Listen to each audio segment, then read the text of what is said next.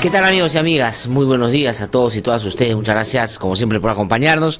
Son las 7:03 de la mañana. Vamos a dar inicio al programa del día de hoy. Hoy es 10 de enero del año 2018 y como todas las mañanas, un saludo muy especial a quienes a esta hora están sintonizando ya la radio 104.7 de la FM aquí en RBC Radio. Muchísimas gracias también a quienes a esta hora están sintonizando alguna de las radioemisoras que integran la Red Nacional de IDL Radio y que en vivo y en directo nos permiten llegar a otros sectores. Muchísimas gracias también a las radioemisoras que transmiten en diferido y a los canales de televisión que cogen imagen y que lo pasan más adelante en su programación. Muchísimas gracias también a quienes nos siguen a través de internet y lo hacen aquí en el país, en diferentes regiones, pero también a muchas de las personas que nos siguen fuera del país. La verdad estamos muy contentos de que sean muchas las personas que siguen los temas más candentes, más importantes, más relevantes aquí en nuestro país a través de lo que se manifiesta, se expresa o expresan nuestros invitados aquí en el programa. Muchísimas gracias y un saludo muy especial a cada uno de ustedes. Muchísimas gracias también a quienes nos siguen a través de las redes sociales, porque ese es un espacio muy interesante donde cuando uno empieza a revisar los comentarios claramente da muestra de que es un espacio donde las personas se pueden expresar libremente, cosa que a veces no sucede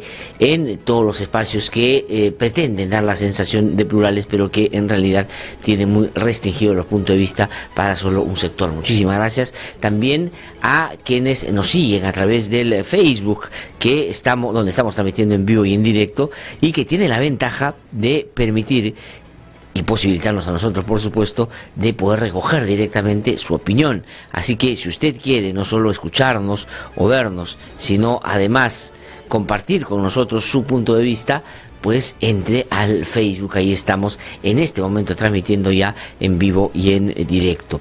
También quiero mencionarles que quienes no tienen esa posibilidad, pero quieren hacernos llegar su punto de vista sobre los temas que aquí en el programa vamos a abordar, pues tenemos habilitado un teléfono celular que tiene un número WhatsApp para que usted ahí nos pueda escribir mientras dura el programa. Es decir, esto se habilita desde las 7 hasta las 9 de la mañana todos los días para poder recoger con mucho cariño su punto de vista. El número de teléfono que tiene WhatsApp es 9975-74815, 9975-74815. Tiene usted toda la jornada. Gracias también a otros medios de comunicación que como el día de hoy recogen también algunas notas de aquí del programa. Muchísimas gracias por ello también. Pues bueno, ayer hicimos una pregunta ya en la tarde, noche, después de conocer el gabinete que el presidente de la República ha reconformado o ha reconstituido o ha parchado, para decirlo más correctamente, y que ha mal llamado el Gabinete de la Reconciliación. Voy a comentar, por supuesto, sobre no solo quienes ahora integran este equipo de trabajo, sino cuál es la perspectiva que uno más o menos puede intuir tiene o el presidente pretende en este tiempo consolidar. Pero la pregunta que hicimos ayer después de conocido o de conocer estos temas, que iba a producirse estos cambios y que se dio a las 4 de la tarde, hicimos en el transcurso del día, no, esto fue en la mañana, ¿no? En la mañana, porque después volvemos a poner otra encuesta. En la mañana pusimos la siguiente encuesta: ¿está de acuerdo o en desacuerdo con la moción que prepara la bancada del Frente Amplio para pedir la vacancia del presidente Pedro Pablo Kuczynski por incapacidad moral? El 56% dijo que sí, el 44% dijo que no. Es decir, a diferencia de lo que sucedía cuando lo promovía el Frente Amplio, pero estaba secundado muy entusiastamente por el fujimorismo, pues que el porcentaje alto o mayoritario, lejos de quienes estaban de acuerdo, era obviamente que eso era pues una vacancia express y por lo tanto develaba los intereses de todo el fujimorismo para traerse abajo a un gobierno y gobernar sin haber sido elegido. Pero ahora está 56% a favor la gente de que se vaya Pedro Pablo Kuczynski a través de una vacancia y el 44% no. Entonces, la pregunta para el día de hoy, después de haber conocido ya el nuevo gabinete, es el siguiente: ¿Cree usted que el nuevo equipo ministerial encabezado por Mercedes Arauz le hace honor al término Gabinete de la Reconciliación? ¿Usted cree que este gabinete, que ayer se ha, digamos que ha cambiado a algunos de sus integrantes, hace y le da contenido a eso que el presidente llamó el Gabinete de la Reconciliación? Háganos saber su opinión a través de respondiendo a la encuesta que ya está en nuestras redes esta mañana. Pues bueno, vamos a comentar lo que ayer ha sucedido. Ya nosotros habíamos claramente cuestionado y criticado, obviamente, que la pretensión de que primero estamos en una etapa de reconciliación, o que deberíamos avanzar hacia una etapa de reconciliación, era demasiado ambicioso, demasiado pretencioso, demasiado demagógico. Y lo que ha pasado el día de ayer es que efectivamente fue una mentira más del presidente de la República, que ya a estas alturas no queda la menor duda de que es un presidente que por vocación ha decidido casi dejar de ser presidente, es decir, de no solo estar bastante peleado con la realidad que parece que no observa con atención, pero además que no logra extraer y sacar las lecciones que puedan ser importantes en periodos que en un corto tiempo de gobierno han sido muy difíciles para él, para su gobierno y para el país, a propósito de todas las tensiones que se han generado producto de, primero, una voluntad expresa del fujimorismo de debilitar su gobierno, pero que siempre ha sido, digamos, fortalecida esa manera de actuar por un presidente errático que siempre ha ido como generando motivos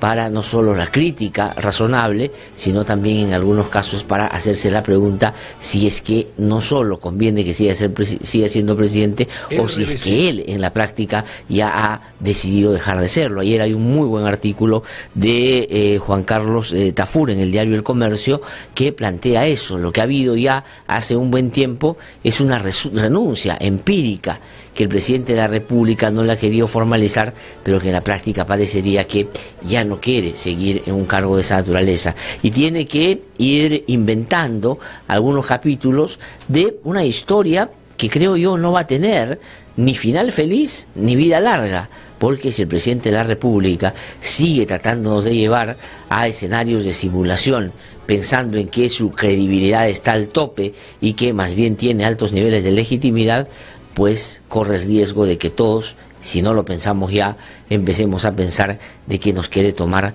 como tontos todo el tiempo. Y ese es un problema que se expresa en el gabinete que ayer el señor Kuczynski con la señora Mercedes Arauz, que para comenzar no debía haber estado en ese gabinete porque fue parte de aquello que hoy sectores importantes de la población no solo critican, sino que han logrado identificar algunos elementos que pueden ser seriamente cuestionados también desde el ámbito internacional, como el mal dado indulto a Fujimori.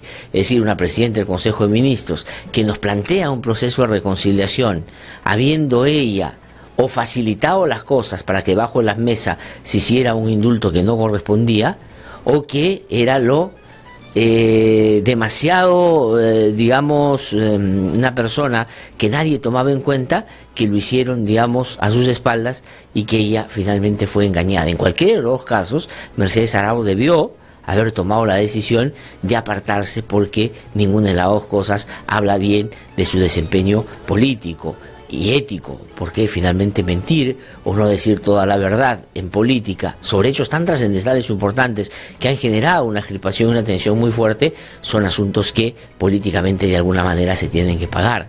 Y el presidente de la República, que parece que ve una realidad distinta a la que nosotros vemos, suele más bien tomar decisiones favoreciendo a aquellos que cometen algunos actos que tienen o se riñen abiertamente con la ética o la moral.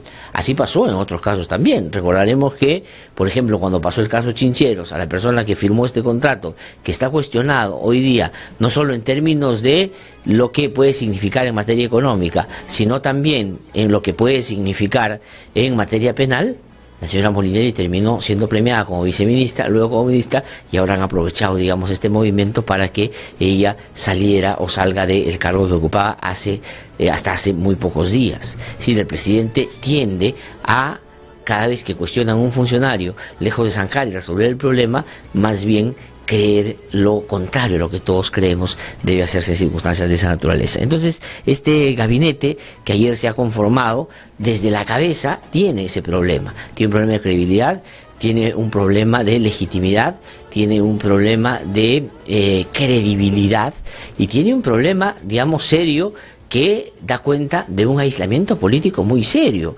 porque si la reconciliación era la motivación principal para proponernos desde el Ejecutivo una etapa nueva en nuestro país, este gabinete dista muchísimo de eso. Primero, porque no ha logrado convencer a ningún partido democrático para que lo pueda acompañar en esta tarea de aquí en adelante.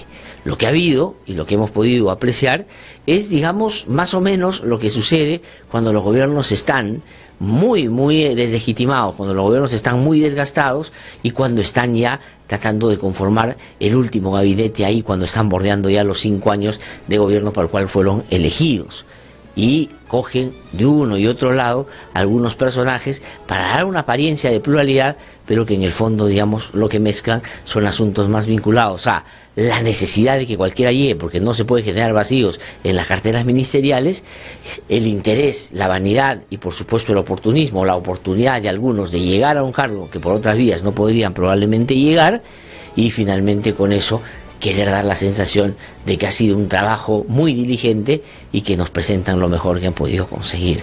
Yo creo que lo que ayer ha pasado es tremendamente, y me atrevo a decir, mucho más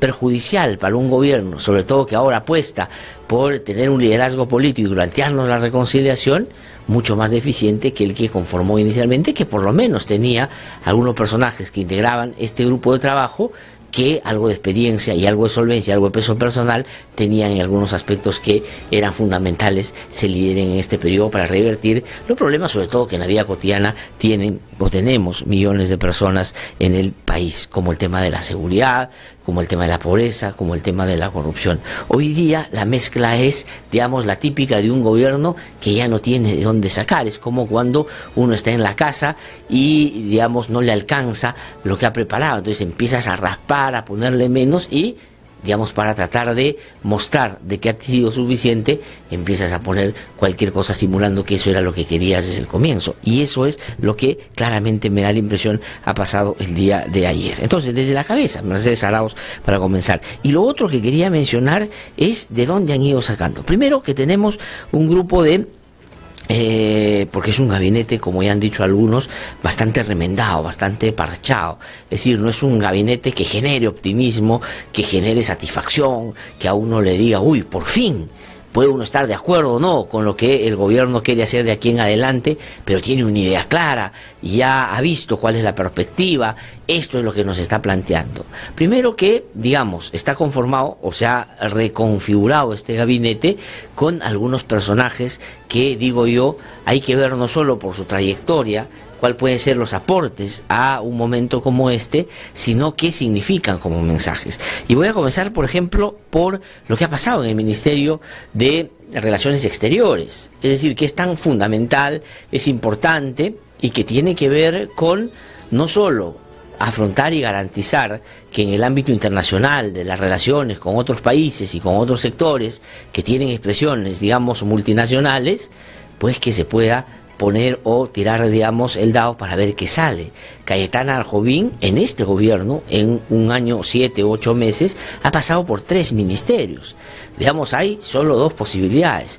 O es una persona que tiene, digamos, habilidades para hacer absolutamente cualquier cosa en la función pública, que, digamos, daría la impresión, por lo menos a mí, de que ese no es el caso, que goza de la confianza del presidente de la República y la va a tratar de tener cerca durante la vida corta, creo yo, que va a tener en el gobierno, o sencillamente, digamos, es la única que en el ámbito internacional ha aceptado dar la pelea para defender en sede internacional el indulto mal dado que Alberto Fujimori, que ha terminado poniendo a Alberto Fujimori fuera de la cárcel, y digamos con estas expresiones que se suman a las ya varias otras que han sido burlas contra las víctimas y contra quienes pelearon para que la impunidad no fuera la que reinara en nuestro país en esos graves crímenes que el exdictador perpetró en nuestro país hace ya algunos años. Yo creo que el encargo principal que no iba a tener en Torre Tagle, salvo por el señor Ricardo Luna, que, digamos, no solo fue embajador en la época de Fujimori, sino que fue una de las principales personas que le hizo saber al presidente de la República que lo primero que tenía que haber hecho hace tiempo es renunciar, y no lo apoyó. Pues nadie en Torre Tagle, creo, ha querido asumir ese papel de confrontación con el sistema interamericano, lo que nos puede llevar a un pleito serio con la OEA, y dentro de poco vamos a ver a Cayetano Arjovín seguramente buscando dar esa pelea. No tiene la menor experiencia en el manejo de relaciones internacionales, no conoce Torre Tagle, pero lo único que sabe es que el presidente de la República le ha dicho: alguien tiene que poner la cara para defender lo indefendible. Y Cayetano Arjovín, tengo la impresión, por cómo ha sido, a pesar de que inicialmente se había pensado en otras personas para ese cargo, pues ha decidido aceptar y dar esa pelea. No le veo, digamos, algo que pueda ser significativo para haberle dado un encargo con esas características.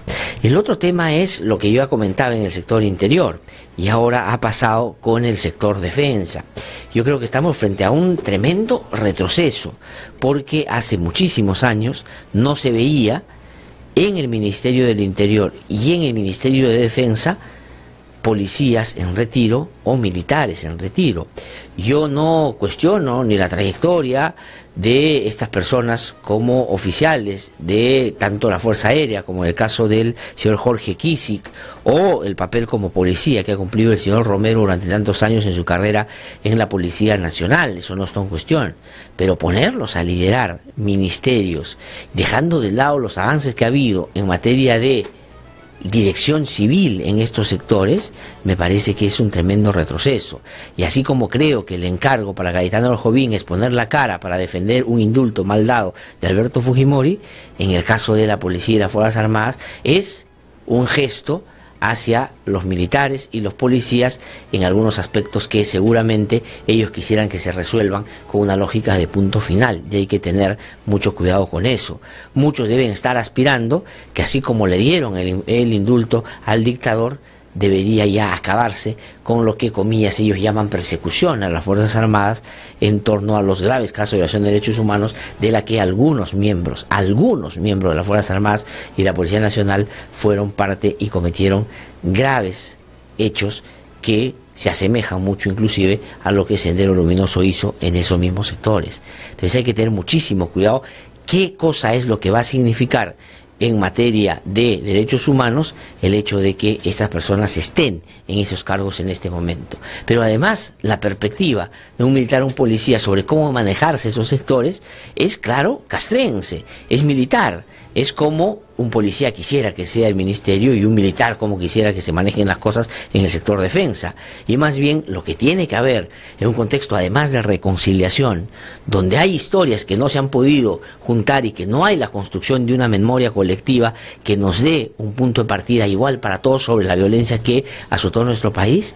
Me parece que esto es una tremenda concesión a ese sector y puede terminar siendo sumamente complicado el manejo de un gobierno que te plantea la reconciliación de un día para otro. Me parece que ahí hay que tener muchísimo cuidado. En el caso de otros funcionarios, sobre todo en energía y minas o en el sector de producción, o algunos otros que están más vinculados a al ámbito más productivo, lo que ha habido es lo que pasa cuando ya no tienes de dónde sacar. Es decir, los que van segundo, tercero o son funcionarios de cierto nivel pasan a ser ministros básicamente con una consideración de que tienen alguna preparación técnica y conocen el Estado para desarrollar determinadas funciones. Cuando en este momento, donde nos quieren plantear un periodo de reconciliación, deberían haber buscado a alguien con un perfil también un poco más político, porque eso se tiene que discutir y plantear, y hacer desde una lógica conjunta con una idea central de qué cosa significa para el gobierno avanzar en ese proceso. Pero me parece es que ponen a los suplentes y finalmente llenan las sillas para tratar de dar la impresión de que son cambios sustantivos. Entonces, por un lado tienen a los incondicionales que van a jugarse por un gobierno débil y por decisiones que son en términos éticos y morales y también legales inaceptables, como el indulto, la concesión a un sector de la Fuerza Armada y la policía, que me parece es un retroceso en torno a lo que se había avanzado en materia de reforma en estos sectores, y después los calichines que van subiendo para llegar, digamos, a ser ministros sin siquiera haberse imaginado seguramente que poco tiempo después de haber iniciado algunas su carrera puedan terminar en cargos de tal envergadura. Esa es la otra característica. Lo otro es, digamos, involucrar o vincular a personajes ya relacionados directamente con el gobierno. Y eso termina, como ayer aquí mismo lo dijo Alberto Belaúnde, que hasta hace poco fue miembro de la bancada de Peruanos por el Cambio, es una muy mala señal que el gobierno haya optado por tener en el ministerio que más relacionado está con los programas sociales y por lo tanto con los sectores más desprotegidos y vulnerables de nuestro país, darle a un miembro del partido, en un momento en el que necesitan popularidad, necesitan legitimidad y necesitan dar la sensación de que existen como gobierno.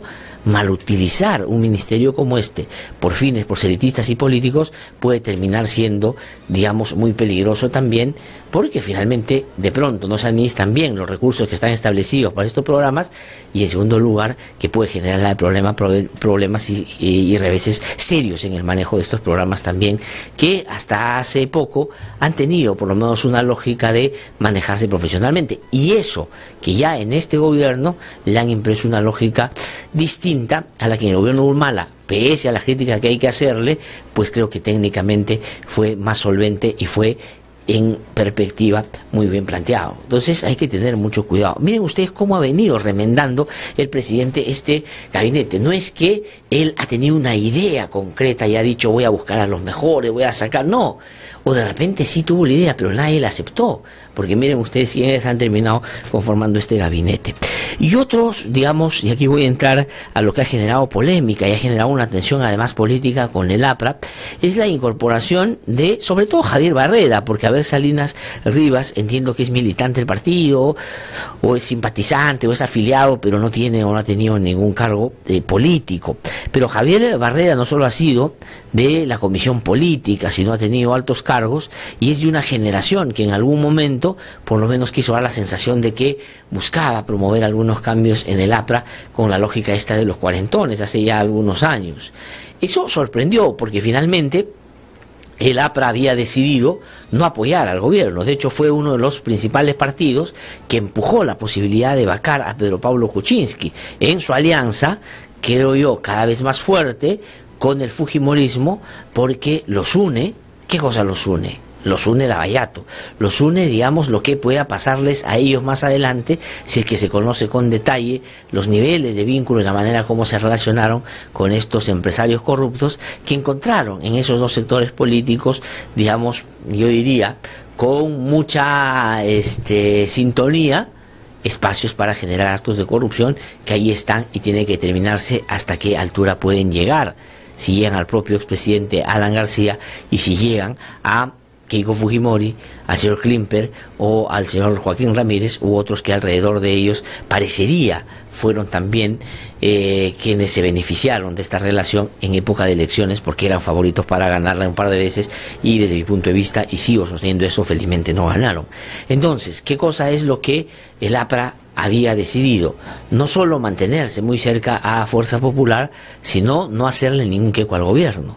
Pero como en el APRA hay escopete dos cañones, hay sectores que están entre ellos muy peleados, pues Mercedes Arauz ha optado por las cercanías y la amistad que tiene con Jorge del Castillo para que él, comillas, le sugiera, le insinúe, le dé a conocer cuáles consideraría él que deberían ser cartas a jugar en este gabinete para la sensación de que tiene un poco más de apertura. Y al proponer a Barreda y a Salinas y a algunos otros que de repente no son militantes, pero son, como decía Juan de la Puente hace tiempo aquí en el programa, este va a ser un gabinete de los tones, de los apristones, de los fujimoristones, no directamente gente de partido, salvo Barreda. pues ha terminado Mecharaos tomando muy rápidamente esta iniciativa y ha empezado con tratativas individuales para llevar al gabinete a personas de esa naturaleza. Pero, ¿qué cosa es lo que ha originado con eso? El aislamiento que ya tenía por la manera como se ha comportado en el último proceso de vacancia que le iniciaron, pues se ha ganado un enemigo dentro del APRA que finalmente va a seguramente seguir activando algunos mecanismos para hacerle la vida imposible en el resto del gobierno que le queda al presidente Pedro Pablo Kuczynski. Ahora, es importante, es sustantivo el aporte que puedan dar Barreda y Salinas en este gabinete. La verdad es que yo creo que no, porque el problema central del gobierno no tanto son los ministros y la manera como se ha reconfigurado a propósito de los nombramientos que ayer todos hemos conocido, sino de que el problema es el presidente. Y si el presidente no sabe qué quiere, si el presidente miente, si el presidente nos permanentemente trata como trataría, o porque cree que todos somos totalmente desorientados como él, ¿no es cierto? Que sus bromas, sus chistes, sus bailecitos, su esconderse para unos temas, pero hablar del Dakar, en fin, a todos nos hace digamos, casi o nos pone en condición de maniquí, que no tenemos capacidad de reaccionar frente a esto, pues se equivoca, porque es un presidente que tiene esas características y es muy, muy débil. Entonces yo creo que si no hay ese liderazgo, si no hay un norte claro de hacia dónde seguir avanzando, en un momento además donde él se quiere poner la tarea de sacar adelante la reconciliación con un discurso ayer que fue patético, puede estar lleno de buenas intenciones, pero ya nadie le cree. Hace 2 semanas, él decía, voy a respetar la democracia, me he dado cuenta que me están tratando de golpear, yo no me voy a dejar de aquí en adelante, voy a hacer todo lo que esté a mi alcance, carta democrática, vamos a evitar que haya golpe de Estado, y al siguiente día saca a Fujimori, agacha la cabeza y ahora está colgado de un hilo de lo que puedan hacer los fujimoristas con él, como si los fujimoristas en su diccionario hubieran en los últimos tiempos incorporado la palabra lealtad, cosa que para ellos no existe. Ese es el presidente que nos propone la reconciliación. De verdad que es un momento aislado, es un gabinete remendado, es un gabinete que no da desde mi punto de vista la talla para el momento que nos quiere presentar, y además con una raza que, por cierto, hay que también discutir, que el presidente dice, ahora volteemos la página, vamos a reconciliarnos y se acabó la cosa. Así no es, y el presidente debería estar un poquito más atento. Digo, ya no solo la realidad de la que vive, claro, parece permanentemente desconectado, sino de la historia, que en varios momentos en nuestro país y otros ha dado muestra que cuando las cosas se quieren hacer como él las plantea, pues no solo salen mal, sino tienen el efecto contrario.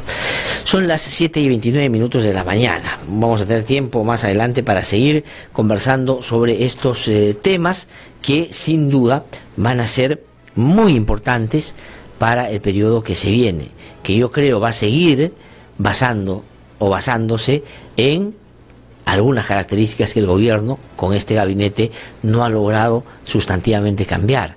Por ejemplo, su habilidad política para relacionarse con otros, su capacidad para ganar la iniciativa y plantear temas importantes, su idea concreta de hacia dónde quiere dejar o llevar el país hacia finales de su gobierno, si es que termina, por supuesto. En fin, nada de eso expresa este gabinete. La verdad, si uno le quita el discurso de reconciliación, que esto es una farsa, porque no es ni un cambio sustantivo de gobierno, de gabinete, ni es menos de la reconciliación, tampoco es de algo que pueda, por lo menos, generar alguna expectativa. Si yo le pregunto en este momento a algunas personas que puedan, por el Facebook sobre todo, hacernos notar cuáles son las características o quién de los actuales ministros o ministras que se han incorporado al gabinete le genera mucha expectativa en torno a lo que pueda hacer, no solo en su cartera, sino con el gobierno, dígame los nombres. Hay mucha gente que ni los conoce, o sea, gente bastante desvinculada de algo en los últimos tiempos que haya sido fundamental en la historia de nuestro país, que ha estado cargada de acontecimientos muy dramáticos. Hay funcionarios, digamos, de segundo, tercero, que van ascendiendo, toman prestados algunos personajes que, digamos, completan o dan la sensación de pluralidad cuando no la es, digamos, algunos tecnócratas que podrían trabajar con este gobierno, pero con cualquier otro si los llamaran.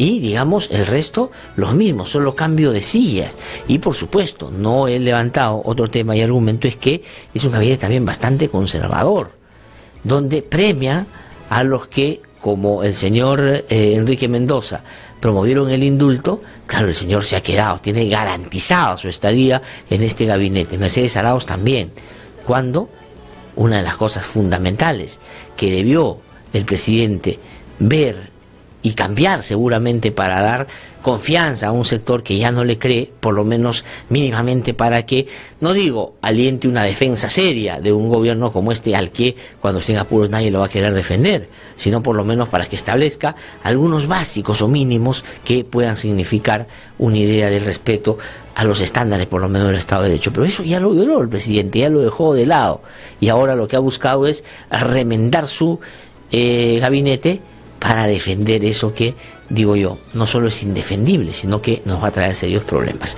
Pero bueno, vamos a más adelante seguir comentando sobre estos temas, vamos a hablar con nuestros invitados, va a venir el doctor Avelino Guillén, que como ustedes saben ha sido fiscal supremo en casos importantes vinculados a los derechos humanos y la corrupción, para hablar justamente sobre estos temas. Va a venir también a conversar con nosotros Javier Torres, que es analista, antropólogo, que va a conversar y darnos su opinión sobre esto que está pasando, no solo con el gabinete, sino cómo esto va a ser recibido también por otros actores políticos, cómo se instala ese gabinete en un contexto de elecciones municipales y regionales. El presidente ha dicho, vamos a vincularnos más con el gente y con el pueblo. ¿Este gabinete expresa alguna voluntad o digamos, o algo que nos pueda llegar a imaginar siquiera de que esa es la voluntad del gobierno? Realmente el presidente otra vez más ha perdido una tremenda oportunidad. Son las 7:33 de la mañana, vamos a ir a una pausa y cuando regresemos vamos a hacer nuestro recorrido por las regiones, luego tenemos nuestras entrevistas. Soy la Chertuesti y voy a tener como todos los días el honor de estar con ustedes esta mañana, así que regresamos en un instante. Soy Carolina Ollague, hermana de Dora Ollague, estudiante de la Universidad Nacional Enrique Guzmán y Valle, La Cantuta. Ella fue detenida, desaparecida, torturada y ejecutada extrajudicialmente la madrugada del 18 de julio de 1992 por el Destacamento Colina, el grupo armado dirigido por el expresidente Alberto Fujimori, quien hoy está preso por los crímenes cometidos. El indulto es un insulto. En los últimos 10 años han matado a 137 defensores de derechos humanos y otros 835 están siendo procesados. En el Perú no existe una ley que garantice su labor. Es responsabilidad del Estado proteger y defender a quienes nos defienden. Únete a la campaña y apoya a los defensores de derechos humanos. Búscanos en Facebook como Yo Defiendo y síguenos para enterarte de sus historias. Para estar siempre informado de lo que sucede en lo político, en lo social. Para escuchar voces independientes y no siempre lo mismo. Para saber de lo que nadie se atreve a denunciar. www.idlradio.pe Con análisis de verdad. www.idlradio.pe es la renovada página web a la que usted debe ingresar. Información, análisis y debate. www.idlradio.pe es una producción del Instituto de Defensa Legal.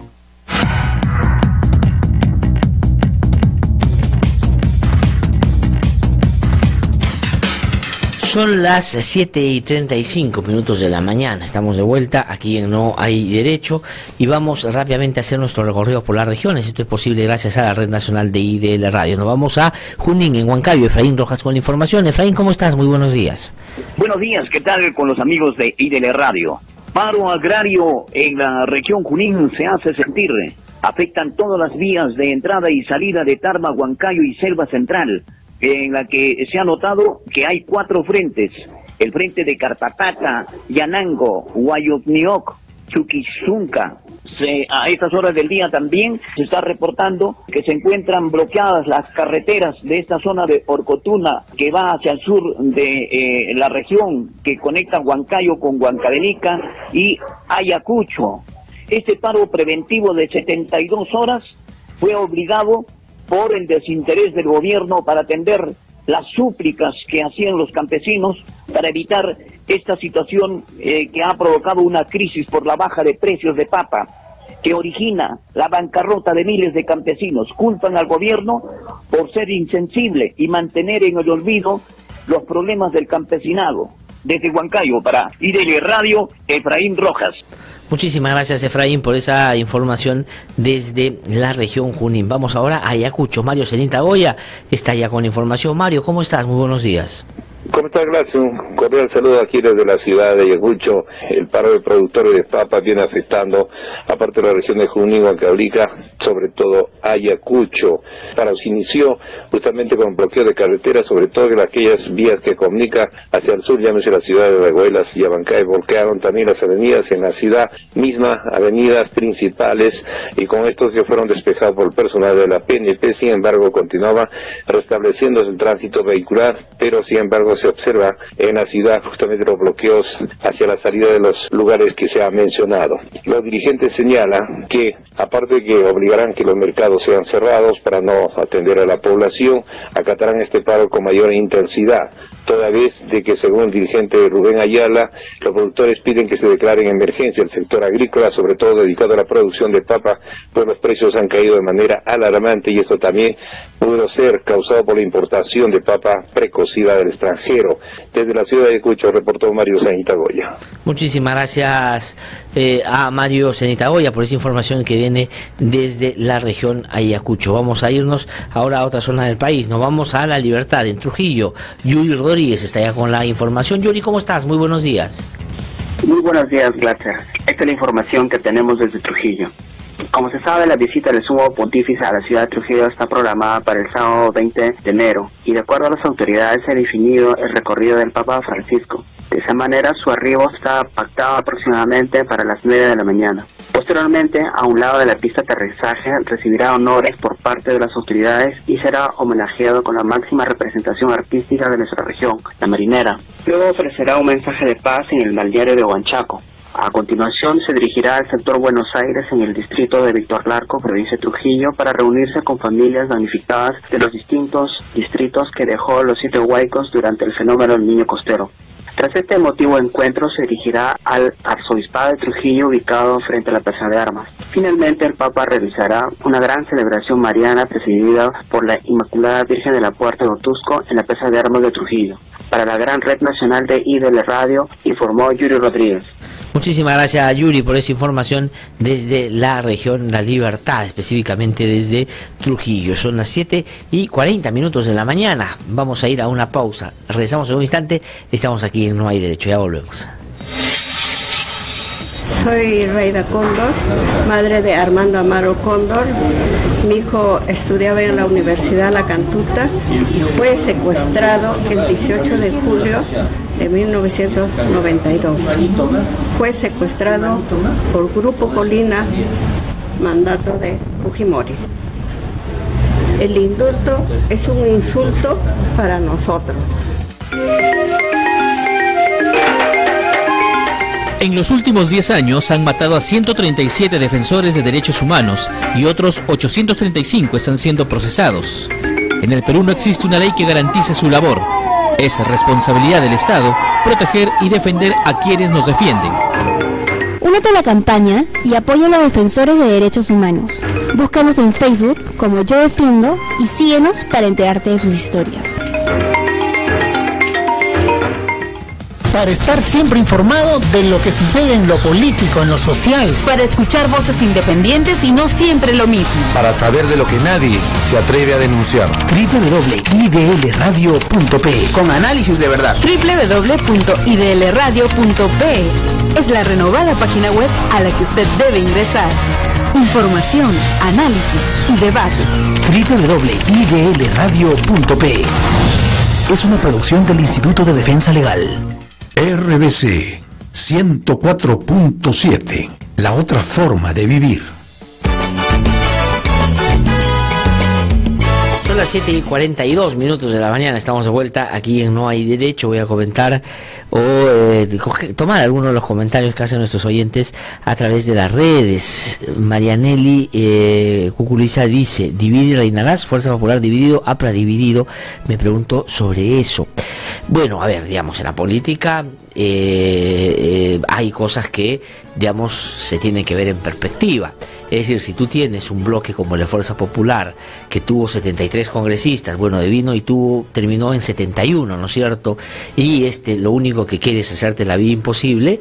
Yo creo que, digamos, es legítimo en un gobierno buscar la manera de cómo acercarse a un sector y de repente generar algunos niveles de relacionamiento distinto que pueda generarle algún nivel, no de soporte ni de cogobierno, pero sí de apoyo en algunos asuntos muy puntuales. Eso, digamos, lo hacen todos los gobiernos y lo hace, digamos, de manera muy permanente en congresos que son muy fragmentados o muy divididos. Pero el asunto está si es que en esta lógica todo vale. Es decir, yo para sacar a 10 congresistas de Fuerza Popular tengo que dar el indulto a Alberto Fujimori para que con eso él me salve de la vacancia y después yo quiera plantear, porque hay 10 congresistas que me apoyaron, un proceso de forzada reconciliación, porque ahora que Fujimori está libre, yo con él somos, o él y yo somos los que vamos a hacer y desarrollar este proceso, seguramente con la algarabía y seguramente con el apego de determinados sectores que no van a hacer ningún cuestionamiento. Esa es una lógica pues que en política no se sostiene, es decir, uno tiene que pensar en varios escenarios si es que va a tomar la decisión de buscar relacionarse de manera diferenciada con gente de un propio movimiento. Lo que está pasando en el APRA también, es decir, cuando Jorge del Castillo y Luciana León votan en contra de la vacancia, y recordarán ustedes esa bronca que se arma entre Mulder y el Castillo, hay otro sector más vinculado a Alan García o más cercano a Alan García que, digamos, siente que los han traicionado. Pero ¿qué pasa o qué pasó con ese incidente? Lograron salvar al presidente, pero el presidente al final traicionó a esos que lo habían ayudado. La pregunta es, ¿esa gente seguirá interesada en algún otro momento donde esté en medio de un apremio mayor volverlo a defender si es que él actúa de la manera como actuó, traicionando a quienes lo ayudaron? Esa es la pregunta que hay que hacerse, es decir, hay que ver si por ahí va la cosa. El otro asunto es que hay algunas personas que dicen, pero que en mi punto de vista no ven y no le dan un margen de duda y que es demasiado negativo en torno a lo que nos ha planteado el presidente de la República. Pero yo digo, no es que yo sea negativo, me gustaría ser optimista, me gustaría que el presidente le vaya bien, que el presidente tenga ideas, que nos proponga un país distinto, que nos diga cómo va a hacer las cosas para que avancemos, inclusive en ese legítimo propósito que todos deberíamos impulsar, que es la reconciliación. Pero digamos, armar un discurso sobre este tema en el apuro, de manera forzada, hacer un gabinete que no representa ese camino a la reconciliación y que encima reivindique y fortalece más bien a determinados sectores que lo que quieren es justamente aprovechar el Estado para proteger otros intereses, me parece que no es un asunto que por lo menos a mí me llame a la algarabía y al optimismo. Ya el propio presidente de la República hace unas pocas semanas estaba a punto de ser vacado y se salvó, y muchos tuvimos la impresión, yo en particular, y lo dije públicamente, de que era una excelente oportunidad para el presidente de cambiar el rumbo de su gobierno y de empezar a relacionarse de una manera distinta y hacerle notar al resto que ganar una elección democrática para algo tiene que servir y proponer un gobierno distinto. Pero ¿qué hizo? Como ha hecho ya en otras oportunidades, logró salvar lo peor y finalmente pues terminó sometido a una incertidumbre total, porque si él cree que un grupo, los fujimoristas, va a acompañarlo hasta el final, está completamente equivocado, ¿no es cierto? Eso me parece que es un asunto que muestra una vez más a un presidente que está tremendamente desorientado a este respecto. Son las 7:46 de la mañana, vamos a ir a una pausa. Cuando regrese voy a conversar con el doctor Avelino Guillén, que como ustedes saben ha sido fiscal supremo. A él le debemos, creo yo, mucho de los actos de justicia que se produjeron ya en un contexto democrático después de la caída del régimen de Fujimori y Montesinos en casos relacionados con corrupción y graves violaciones a los derechos humanos. Tal vez el que usted más conozca y usted recuerde, pero no por eso el único, es el caso de Alberto Fujimori, que hoy, digamos, a sola firma del presidente de la República y del señor Enrique Mendoza, que fue llevado al gabinete solo para indultar a Alberto Fujimori y con eso se ha ganado el cupo hasta donde dure el gobierno, pues sencillamente lo ha puesto en la cárcel sin que corresponda. Vamos a hablar con él sobre eso, pero también hablar sobre el proceso de reconciliación que el presidente de la República nos ha dicho será difícil, pero que él está animado en impulsarlo. Pero tengo yo la impresión de que la reconciliación no es un asunto de decreto, no se hace a sola firma, y para comenzar requiere de más de una parte. El presidente está de una. ¿Dónde están, por ejemplo, las víctimas de la barbarie que, digamos, perdieron a sus familiares producto de graves casos de derechos humanos? Por ejemplo, ¿dónde están? ¿Los ha recibido? ¿Ha conversado con ellos? ¿Este gabinete expresa una voluntad para remediar o resanar o buscar resolver y zanjar con esas heridas todavía abiertas? Yo tengo la impresión, teniendo a la señora Mercedes Arauz, creo que es como pasó en la época de la campaña. Como ella está muy cuestionada por el tema de Bagua, recordarán ustedes, año 2009, fue la ministra que empujó al gobierno a generar una crisis que terminó lamentablemente con una tragedia, y después, para limpiarse y lavarse la cara en el último proceso electoral, salía con un dirigente indígena y le decía, bueno, sí, ahora estoy totalmente consternada y aprendido y qué horror. Esa misma señora era presidenta del Consejo de Ministros, y que hace poco, cuando las víctimas reclamaban, y con razón, ser escuchadas en un proceso donde indultan al que ha desaparecido y mandado matar a sus familiares, ella dice, hemos puesto 30 millones para repartir entre las víctimas, así que ya es momento de voltear la página. Ese es el gobierno de la reconciliación. Vamos a una pausa y regresamos un instante.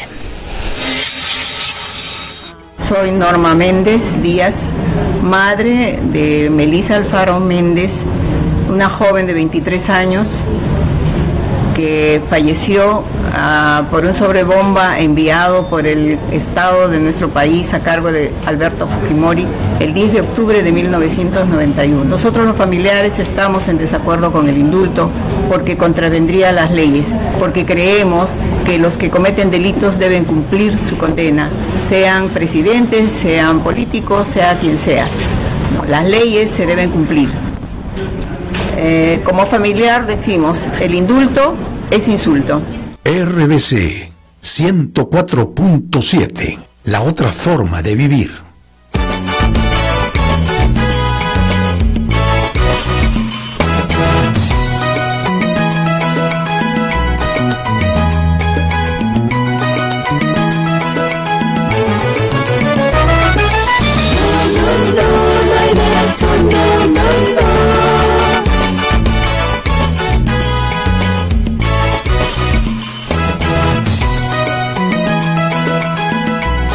Y 49 minutos, 50 ya minutos de la mañana, estamos de vuelta aquí en No Hay Derecho. Lo anuncié antes de irme a la pausa, está ya aquí en nuestros estudios el doctor Avelino Guillén, como decía, y ustedes lo conocen bastante bien, la persona que ha desarrollado una trayectoria en el Ministerio Público impecable y muy importante, poniendo, digamos, por encima de cualquier circunstancia lo que es el encargo que le da la Constitución al Ministerio Público, a los fiscales, de no solo perseguir el delito, sino darle institucional legitimidad a todo aquello que signifique romper con la impunidad en graves casos de violación de derechos humanos, de corrupción y otros. A él le tocó enfrentar a una mafia, digamos, solamente para poner un referente, muy bien organizada, que terminó en democracia siendo sometida a la justicia con resultados que todos hemos podido ya apreciar, no en un proceso de venganza sino de justicia, y dentro de eso el caso Fujimori es tal vez uno de los más emblemáticos. Doctor Avelino Guillén, es un gusto saludarlo, muy buenos días, gracias por haber venido esta mañana a conversar con nosotros. Muy buenos días, muchas gracias por la invitación, gracias por tu palabra, Claudio. No, al contrario, más bien gracias a usted por venir. Hoy día, sin duda, digamos, todo se centra en evaluar o discutir sobre el nuevo gabinete que nos ha propuesto o presentado el presidente de la República. Si usted ve la fotografía del gabinete ayer, es un gabinete, digamos, cuya foto a usted le lleva a pensar que efectivamente estamos camino a la reconciliación, es decir, que por sus integrantes da cuenta de que, para comenzar, el presidente tiene una idea de qué es la reconciliación y que nos propone claramente cómo lo interpreta o lo cree él. Yo veo como un gabinete que tiene un origen en un acto ilegal, que es el indulto otorgado irregularmente al ex dictador Alberto Fujimori. Eso, la reacción casi unánime del pueblo peruano de rechazo a esa medida torpe y arbitraria originó una crisis muy fuerte. Entonces, este gabinete que ha presentado ayer el presidente Kuczynski es un gabinete sin cohesión. Se nota que hay un fracaso de parte del presidente Kuczynski de convocar un gabinete político con representación política, y ha recurrido a lo de siempre, a los amigos, a los conocidos, a los cercanos a él, y es un gabinete que refleja notablemente un aislamiento, una debilidad estructural, una carencia de norte, de estrategias, y que depende única y exclusivamente de la voluntad del fujimorismo. Este gobierno dejó de tener vida propia. Es un gobierno que está suspendido en el aire, sin vinculación con la realidad, sin bases sociales, sin un programa, sin planes de gobierno. Es un gobierno que se sostiene en el aire, en una nube, y está sujeto a la voluntad de la oposición, en este caso del fujimorismo. El fujimorismo, si mañana toma la decisión de vacar al presidente, lo consigue. Sí, pues ya nadie y se va. Nadie lo salva. Entonces, de eso es consciente el señor Kuczynski por lo que hizo, que fue, en mi concepto, el peor error de su vida, el dar de manera ilegal un indulto que no correspondía. Nosotros hubiéramos estado de acuerdo con un indulto humanitario dentro de un marco jurídico, cumpliendo rigurosamente con las normas.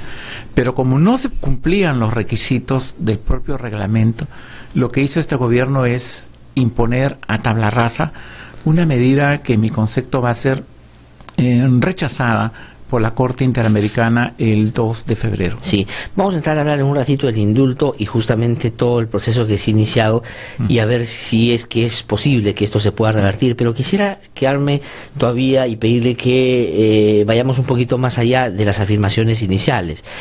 ¿Usted cree entonces que la motivación o el motivo principal de este gobierno para forzar un cambio o simular un cambio y tratar de darle una lógica, digamos, o plantear este tema de la reconciliación, es en base al haberse dado cuenta que dando el indulto necesitaba de alguna manera buscar contener a un sector que está reaccionando justamente porque este ha sido ilegal? Eso es lo que ha pasado. Si se ha visto en la obligación de tratar de simular un cambio para decir, oye, en realidad esto es parte de una cosa más grande y no solamente ese acto vil que usted bien ha descrito. Claro, lo que pasa es que el gobierno estuvo muy mal asesorado en cuanto a la reacción popular. La verdad que a mí también me ha sorprendido ver a miles y miles de jóvenes a nivel nacional, así como en el exterior, saliendo a protestar, porque se nota claramente, o sea, no hay forma de sostener razonablemente que este indulto tiene un sustento humanitario. Es una burla, no lo pueden expresar.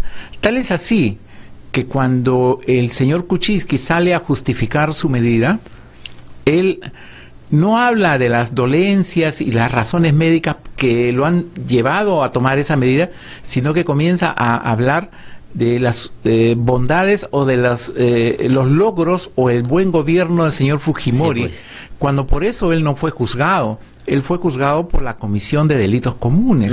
En consecuencia, él no salió a defender su indulto porque sabe que no tiene forma de defender. De acuerdo. Y salió a dar un discurso penoso para mí, donde se refirió a los graves crímenes de Barrios Altos y La Cantuta como excesos y errores, tomando lo peor del discurso de la defensa fujimorista, que ni siquiera se planteó ni se deslizó durante el desarrollo de los debates durante el juicio. De acuerdo, porque el propio Fujimori, a través de su abogado César Nakazaki, no solo aceptaron, digamos, como legítimo el fuero donde fue juzgado, sino que las imputaciones eran y estaban relacionadas con delitos y que no era, digamos, un asunto montado exprés para perjudicar a Alberto Fujimori. Entonces, el presidente termina como buscando desde la política justificar un indulto hablando de política y no de delitos y justicia, ¿no? Exactamente. Él traslada, me hace recordar la defensa final de Alberto Fujimori en el juicio, cuando al verse derrotado ante la contundencia de las pruebas,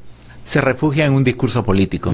Y comienza a enumerar todas sus obras, y su alegato básicamente son en base a sus obras supuestamente. Dice, yo hice esto, construí esto, tantos colegios, etc. O sea, se refugió en un discurso político ante la derrota, ante la inminente derrota judicial que él percibía, porque él se dio cuenta. Ajá. Entonces, y esa misma estrategia la está aplicando el señor Kuczynski ante la contundencia de las evidencias, porque todo hecho que usted pueda realizar siempre deja huellas, sí, claro, y esas no se borran. Y sabe muy bien que tarde o temprano se va a conocer absolutamente toda la verdad.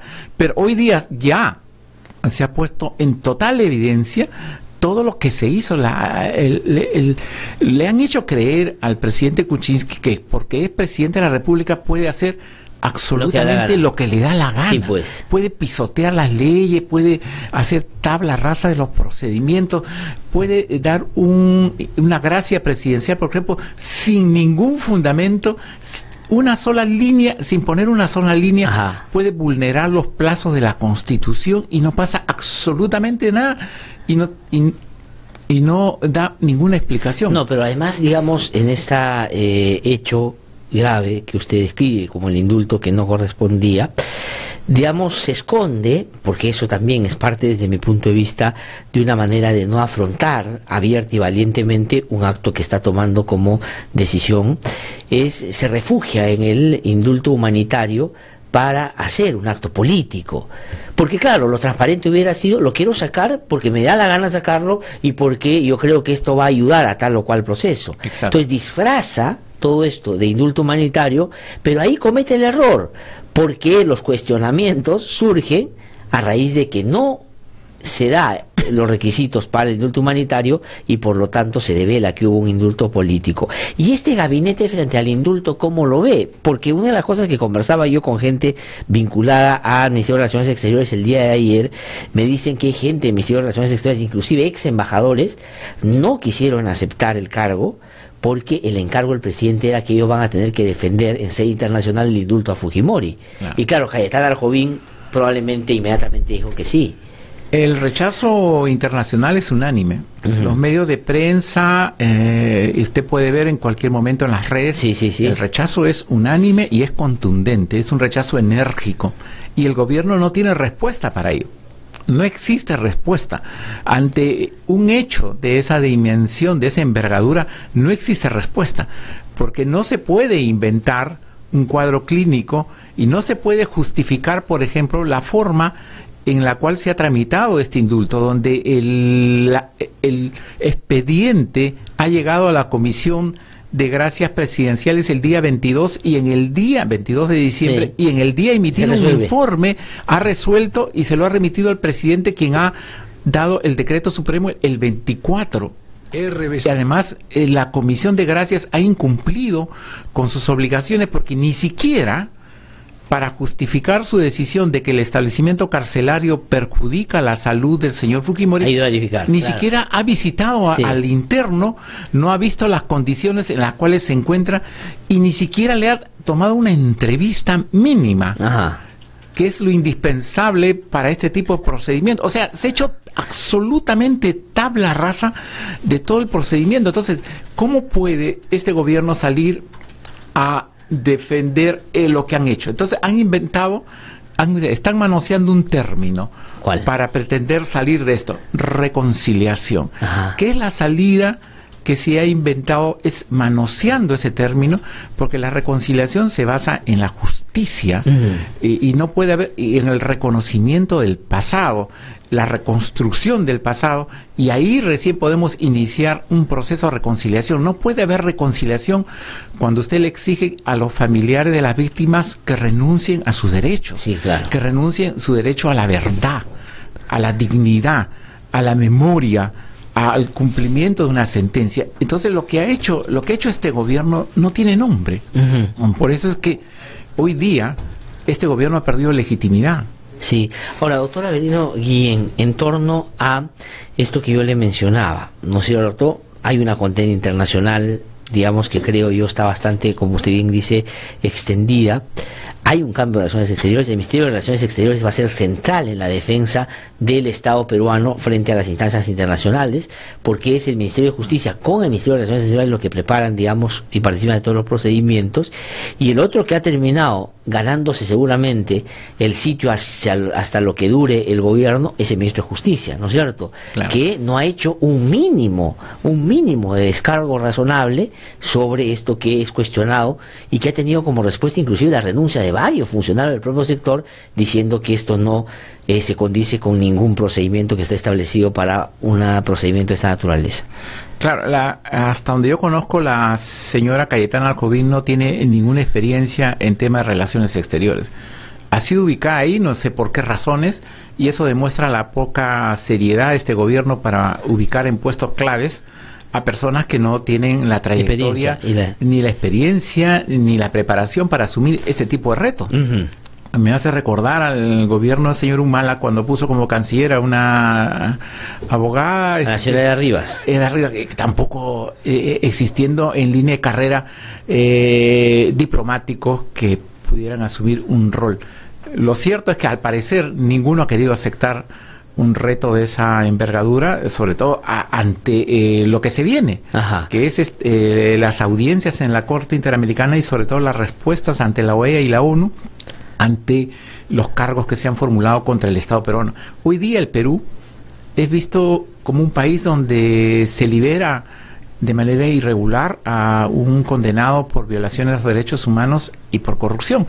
Y lo más grave para mí de todo esto es que el señor Kuczynski ha calificado las matanzas de Barrios Altos y la Cantuta como excesos y errores. Eso revela un desconocimiento absoluto de la historia, de la realidad y de lo que ocurrió. Bueno, lo que pasa es que él no estuvo nunca vinculado probablemente a lo que significó la resistencia y la pelea contra un régimen dictatorial como el de Fujimori, y probablemente que los casos de la Cantuta y Barrios Altos no solo lo vio a la distancia, sino le podían haber parecido inclusive parte de la lucha contrasubversiva que había en un contexto como ese que pagar, ¿no? Me da la impresión que podría inclusive haber pensado eso. Probablemente eso y además, pero una grave contradicción con su discurso de campaña. Sí, claro. Y con lo que él ofreció. Él se acercó a las víctimas. A las víctimas, se acercó a las organizaciones de derechos humanos, pidió el respaldo, pidió el apoyo, suscribió documentos, asumió un compromiso. Y un presidente que no cumple sus compromisos, en mi concepto, pierde absolutamente legitimidad. Y da la impresión, por todos sus actos, da la impresión de que como que él quisiera irse, ¿no? Porque yo no le veo con ganas de continuar. O sea, si usted lo analiza y evalúa en sus actos, este es un gobierno sin norte, sin brújula, que hoy día está viviendo una situación muy precaria, justamente por sus errores y por su incapacidad. Ahora, si es que Pedro Pablo Kuczynski hubiera dicho en la campaña que iba a indultar a Alberto Fujimori, ¿ganaba la elección o no? Yo creo que no. Definitivamente no. Si hubiera dicho, si el discurso que ha dado el 24, 25 de diciembre lo hubiera dado en campaña, definitivamente él no hubiera sido presidente. Él nos engañó a todos, así como engañó recientemente a su abogado, al doctor Borea, mientras su abogado realizaba una defensa ardorosa en el proceso de vacancia. Él estaba negociando bajo la mesa con el señor Kenji Fujimori. El indulto es producto de un acuerdo, de una negociación política para que el señor Fujimori salga de la cárcel y para que él pueda permanecer en el cargo. Pero permanecer como ¿para qué? ¿Y para qué? ¿Para qué? Porque finalmente, digamos, lo que ha expresado ayer, porque ayer tuvo la oportunidad de plantear, digamos, una lógica distinta de un gobierno que por lo menos no iba a imaginar qué cosa quiere conseguir en el mediano plazo. Pero si uno ve, es un parchado donde ha cogido, digamos, ha ascendido viceministros, ha cogido periféricos de algunos partidos, amigos de sus amigos, y ha hecho juegos sillas con algunos ministerios. Punto. O sea, no hay nadie en el nuevo gabinete que a uno le haga suponer de que la lógica ha cambiado. Ninguno. Es un gabinete de emergencia, es un gabinete aislado por completo del resto de la sociedad, sin ninguna fuerza, sin ningún peso, Y se mantienen en el gabinete a la señora Arauz, que mintió durante el trámite del indulto, el señor Mendoza, que también debió salir. O sea, si el señor Kuczynski quiere hablar realmente de una reconciliación, de un reconocimiento de sus errores y de lo que hizo, lo primero que debió hacer es sacar a la señora Arauz y al señor Mendoza. Eso es lo mínimo que debió hacer para empezar a conversar. Pero no lo ha hecho. No, al contrario. Y persiste en ellos, y eso demuestra su aislamiento y demuestra que no entiende qué es lo que él ha hecho. O sea, este gobierno, lamentablemente para el país, es un gobierno que va a traer muchos problemas y se va a ver reflejado en los baches en el plano económico que ya se están, sintiendo. Hay una baja muy marcada en cuanto al gasto, y esto no pinta bien. Bueno, The Economist, que eso sí, el presidente de la República debe leer, ha dicho que esto que ha hecho no solo es burdo, sino que va a tener consecuencias muy prácticas en otros terrenos también. Claro, digamos, él creía que todo se agotaba en el ámbito interno, donde todos iban a, o buena parte, saludarlo porque hizo con Fujimori, y otra parte, ayudarlo en el Congreso porque sacó a Fujimori. Se equivoca, porque digamos hay otros actores que se han sentido traicionados por él, y la calle que en este momento está reclamando que ese indulto se revierta. Ahora, quería preguntarlo por eso, ¿es posible que esto suceda o no? Es decir, que el indulto se termine revirtiendo. ¿Hasta dónde puede llegar la Corte Interamericana, por ejemplo? Yo creo que la Corte Interamericana va a evaluar esto y va a tener en claro y va a declarar que el Perú ha incumplido sus obligaciones internacionales, que el Perú ha incumplido los tratados que ha suscrito, y en consecuencia, supervisando la sentencia de Barrios Altos y La Cantuta, yo considero que la Corte Interamericana va a plantear la invalidez del indulto que ha otorgado el señor Kuczynski al señor Fujimori. Eso para mí es inevitable.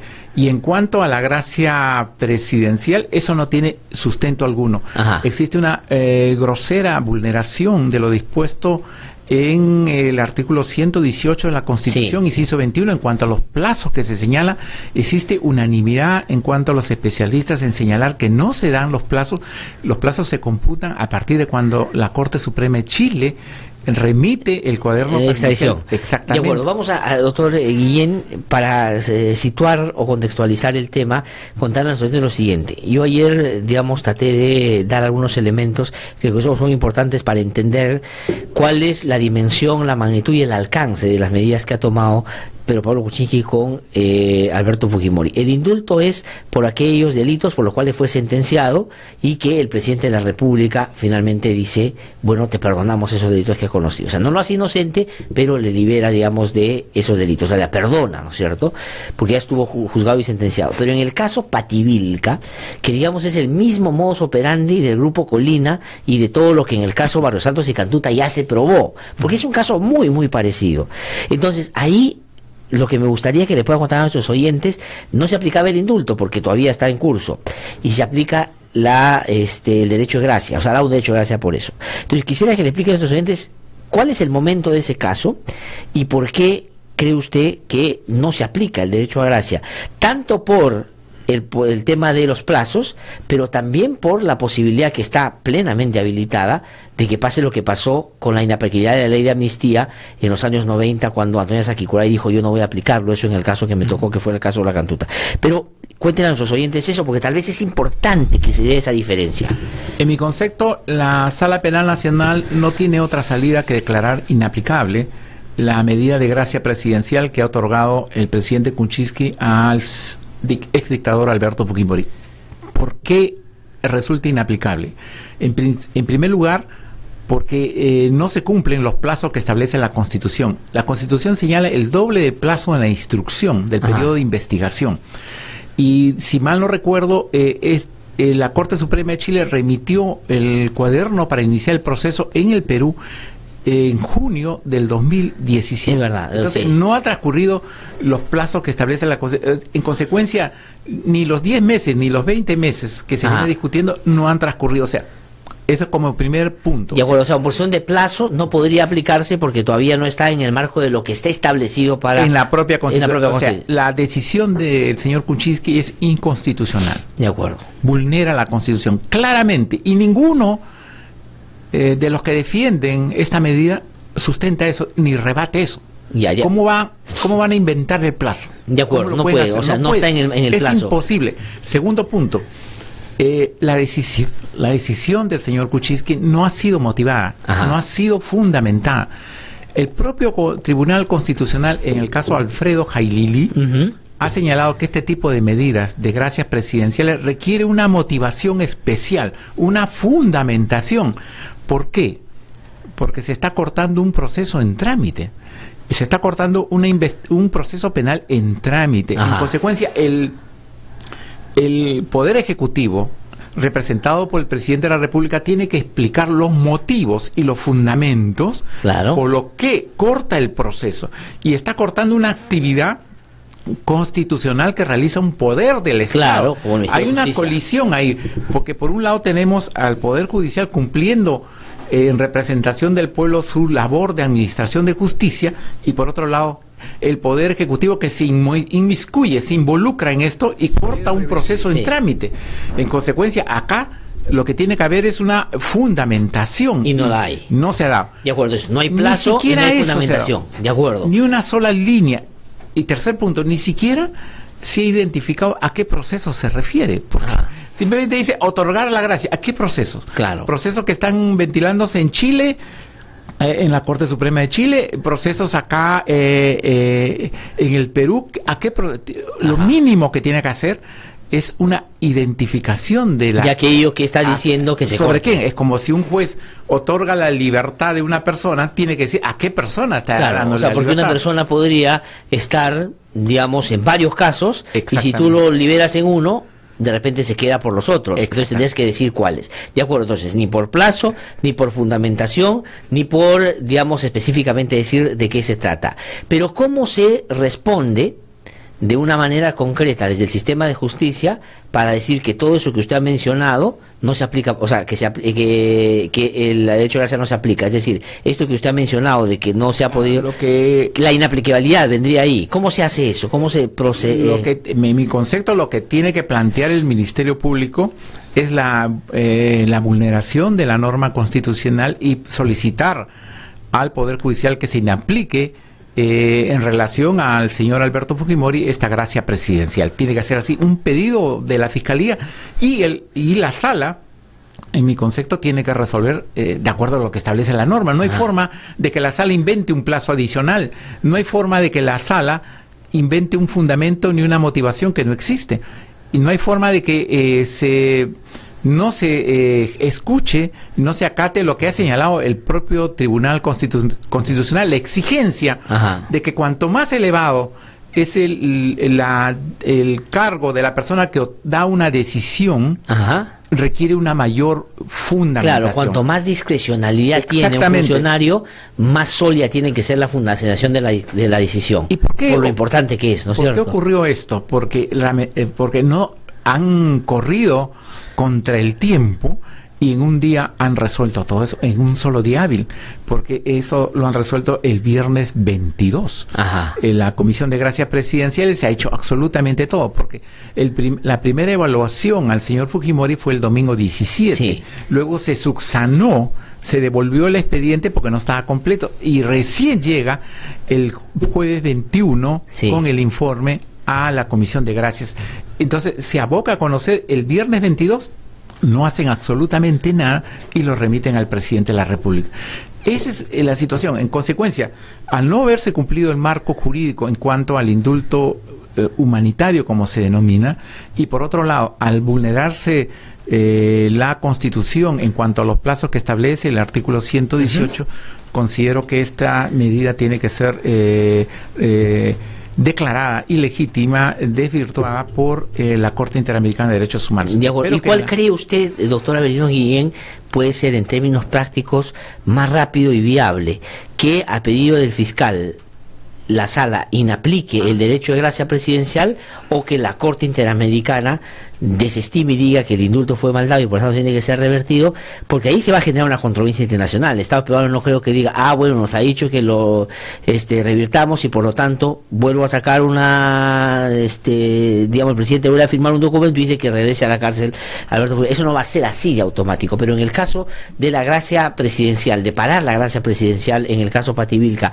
¿eso es inmediato? Yo creo que sí, el mismo 26 lo puede resolver la sala. Ya está fijado para el 26 de este mes la audiencia de control de acusación.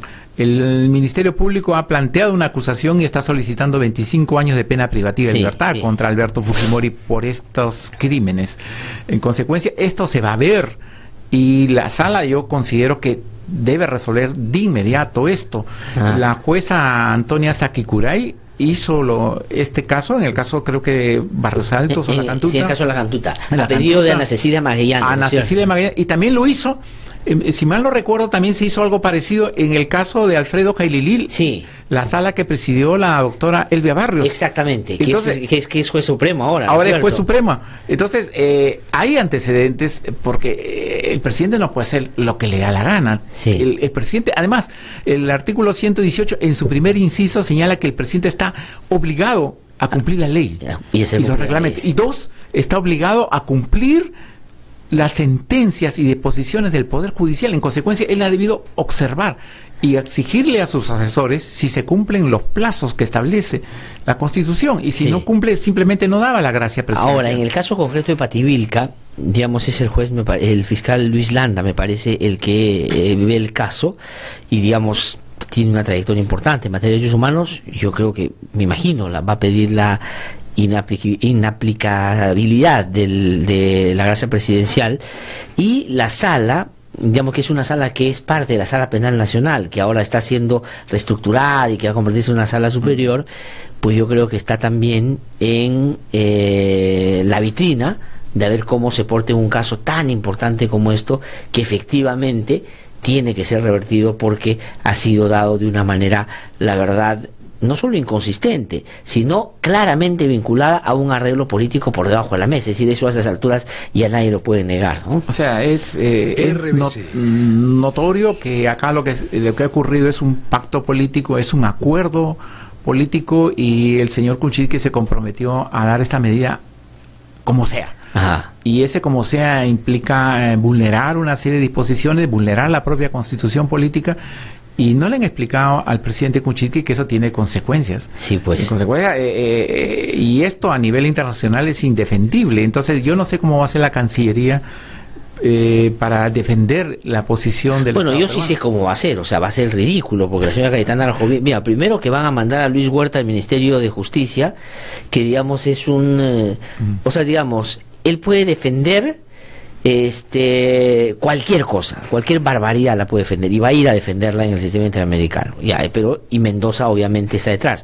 Ahora, yo creo que basta con que la Comisión Interamericana o los abogados, los familiares de las víctimas lleven y le pongan a la Corte Interamericana las declaraciones, por ejemplo, del viceministro de Justicia, donde dice que no fueron a visitar el centro de reclusión, que pusieron al médico de Fujimori, de que los plazos de 13 días, digamos, no se comparan con ningún procedimiento en la historia de los indultos de nuestro país, etcétera. Solo con eso, digamos, la Corte va a decir, oye, no te pases, pues eso no es... Solo con eso se pone en evidencia el incumplimiento del marco jurídico.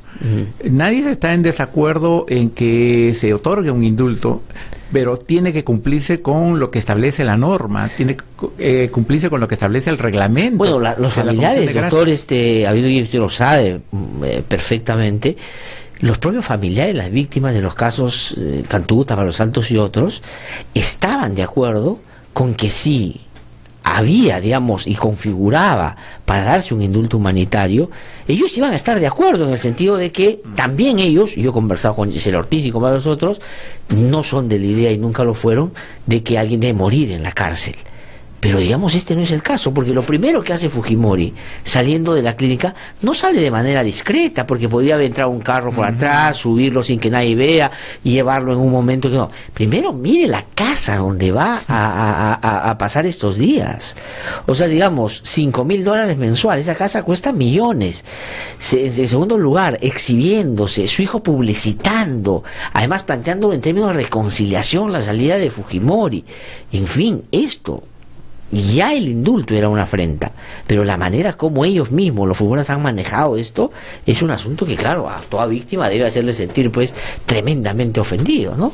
Lo ha hecho quedar mal, señor Fujimori ha hecho quedar mal al propio gobierno, por lo que primero que ha hecho apenas ha salido de la clínica es hacer política. Sí, pues. Y una política desde que salió del penal. Sí. Lo hemos visto en la clínica, en donde supuestamente estaba en una unidad de cuidados intensivos, dando conferencias, declaraciones, mensajes a la nación.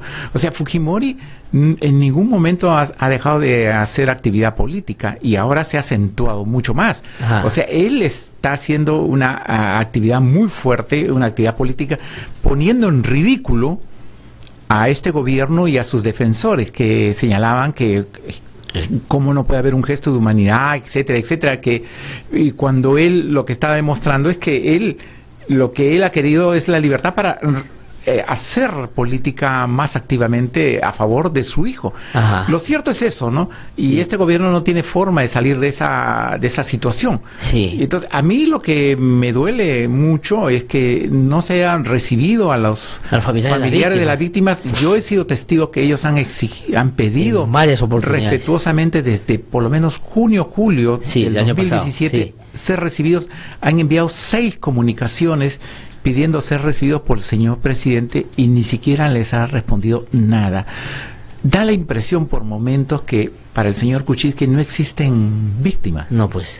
¿Y cómo van a existir víctimas si él califica los actos que perpetró el señor Fujimori como errores o excesos? No existen víctimas. Ahora, pero digamos, es un presidente con un desafecto, digamos, con un desprecio y una manera, digamos, bastante peculiar de vincularse con determinados sectores, que usa la mentira, digamos, para tratar de salir bien librado. Hace poco decía que iba a defender la democracia. Cuando ganó la elección, dijo que iba a luchar contra la corrupción. Y hoy, la corrupción en la que él puede estar vinculado, la democracia que él mismo ha pisoteado, el indulto que dijo que no iba a dar, y la manera como ahora se comporta, planteándonos de una manera, la verdad, ofensiva esto de que vamos a iniciar el proceso de reconciliación, da cuenta de un presidente que no tiene escrúpulos y que no es, como yo lo he dicho en términos más coloquiales, digamos, una persona a la que le estaban haciendo bullying porque era demasiado débil, sino que es una persona inescrupulosa que finalmente ha estado haciendo las cosas bajo la mesa solo y únicamente para salvar su propio pellejo. Eso es una cosa tremenda, o sea, digamos, ni Humala en su momento, o sea, digamos, con todo lo que es Humala y todo está, en esos términos no se portó de esa manera, me da la impresión, ¿no? Ni García tampoco. Ni García, o sea, García no le dio el indulto. No le dio, o sea, acá no le ha importado el Perú. Ese es lo penoso, y lo que no ha medido es la indignación, la reacción masiva de amplios sectores del pueblo peruano en rechazo a este pacto infame, como ha calificado la revista The Economist, un sórdido pacto entre el fujimorismo y el señor Kuczynski para que permanezca en el poder. ¿Y permanecer en el poder para qué? Sí. Para esto, para simular dónde está su poder, qué va a hacer por el país. Realmente no sé para qué, o sea, es para estar todo el día en Choquehuanca. O sea, el ser presidente de la República, entiendo yo, es un sacrificio enorme para un político, entregar su vida por el país, apostar todas las horas de trabajo para el beneficio del país. No es para estar con bailecitos, ni con sonrisas, ni con clase de gimnasio en el patio de Palacio de Gobierno. Sí, pues. Eso no es gobernar. Ahora, y en el caso de Fujimori, doctor Avelino Guillén, Fujimori tampoco ha dado muestra de arrepentimiento, no ha pedido perdón, no ha dicho sí, fui culpable de todos los hechos por los cuales me condenaron y pido perdón porque hice mal, no debía hacer eso.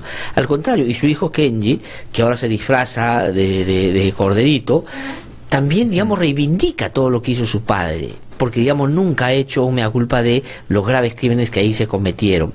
Pero yo le pregunto por Fujimori por qué. ¿Ha cambiado o no? Porque tengo esa imagen y mucha gente aquí lo está comentando también en las redes, esa imagen donde Fujimori está en el juicio, ya en democracia, que está sacando adelante la sala que preside don San Martín. Usted era el fiscal en el caso Alberto Fujimori, y Fujimori quiere hacer política y quiere agarrar y utilizar el juicio para su tribuna política. Exacto. Y entonces no hay manera como le pongan orden, y usted lo hace sentar, ¿no es cierto? Y le dice, oiga señor, usted es un acusado, usted no puede comportarse de esa manera. Y digamos, ese gesto, que además era parte de lo que ya usted lo habíamos visto en otros procesos en los que fue fiscal, de pararse bien frente a esta organización criminal, logra que él se siente y empiece a entender que ya no tenía el poder que había ostentado hasta hace poco, ¿no es cierto?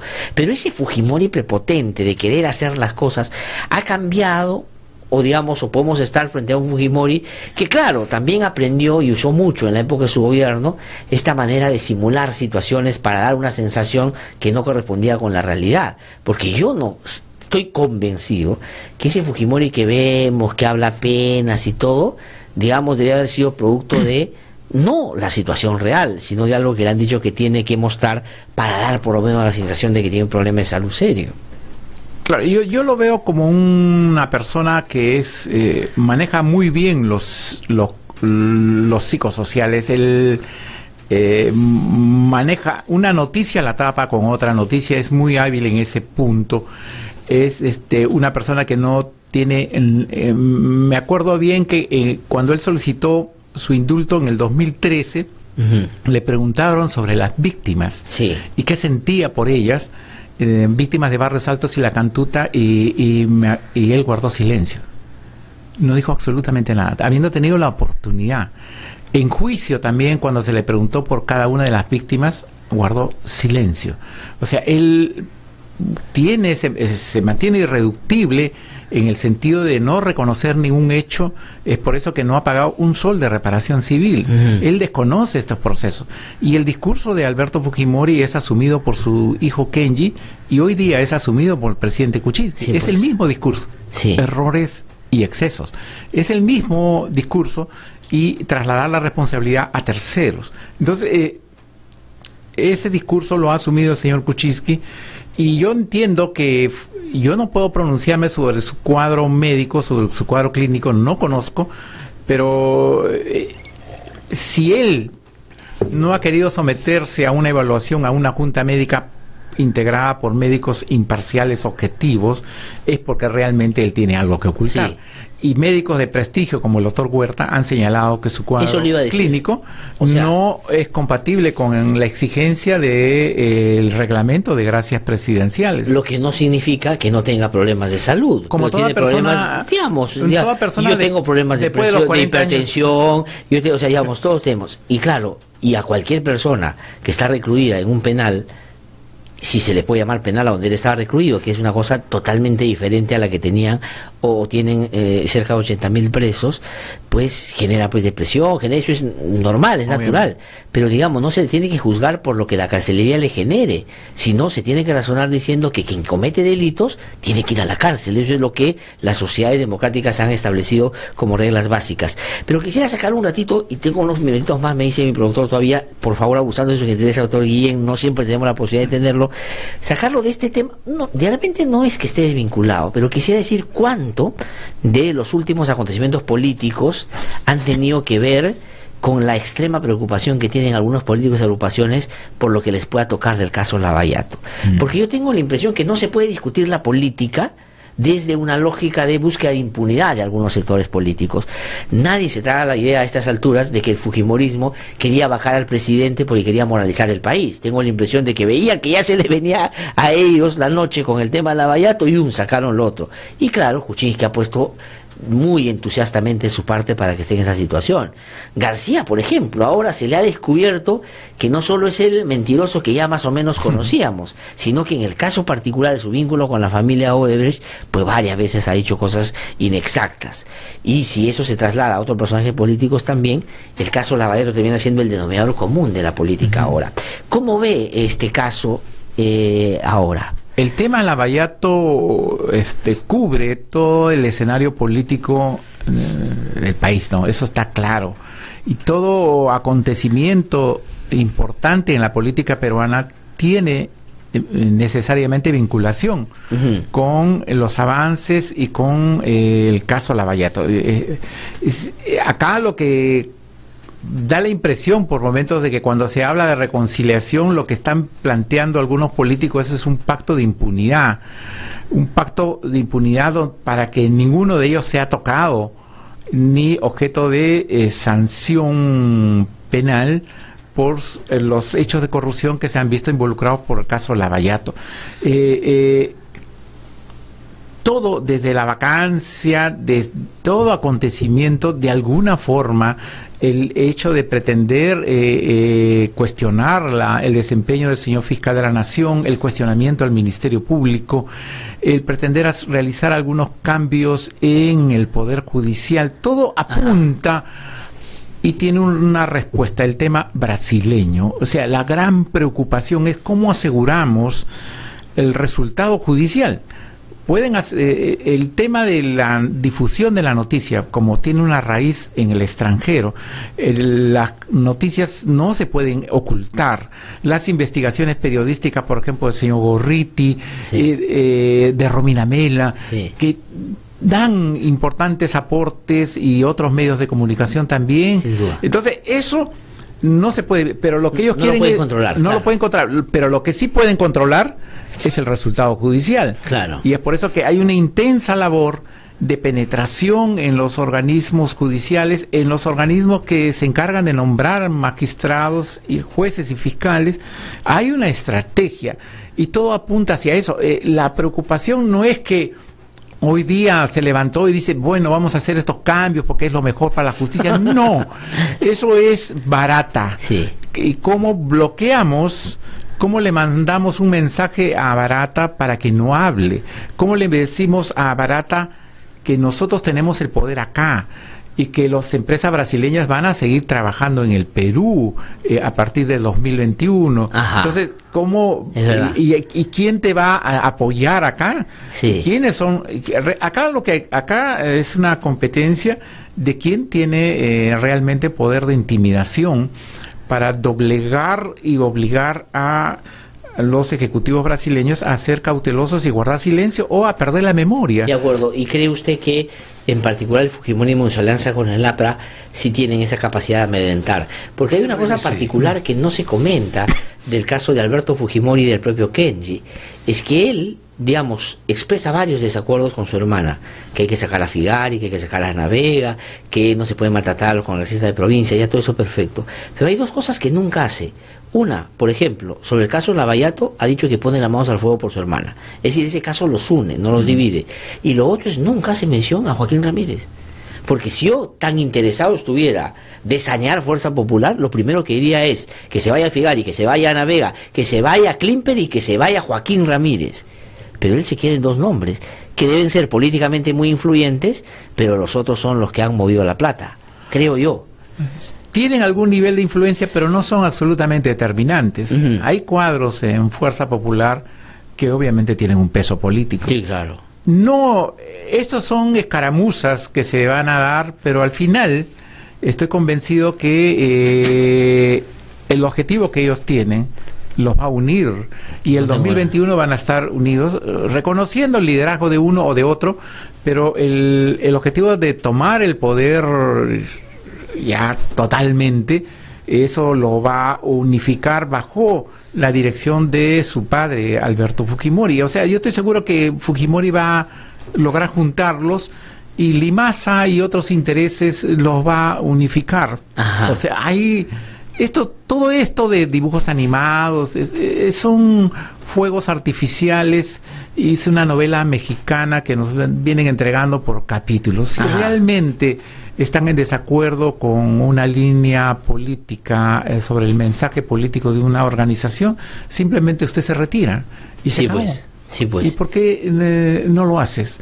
es porque quiere estar ahí y lo que quieres es discutir condiciones para tu permanencia. Obviamente que el señor Kenji ha sido dejado de lado en decisiones importantes de su organización, eso me parece mal, no conozco yo el manejo interno, pero yo estoy convencido que al final los 4 hermanos van a estar muy unidos, sin duda, porque ellos lo que quieren es tomar el poder a como de lugar, y como sea. Y para eso van a hacer alianzas con todo el mundo, van a manejar todo y van a trabajar mientras estamos distraídos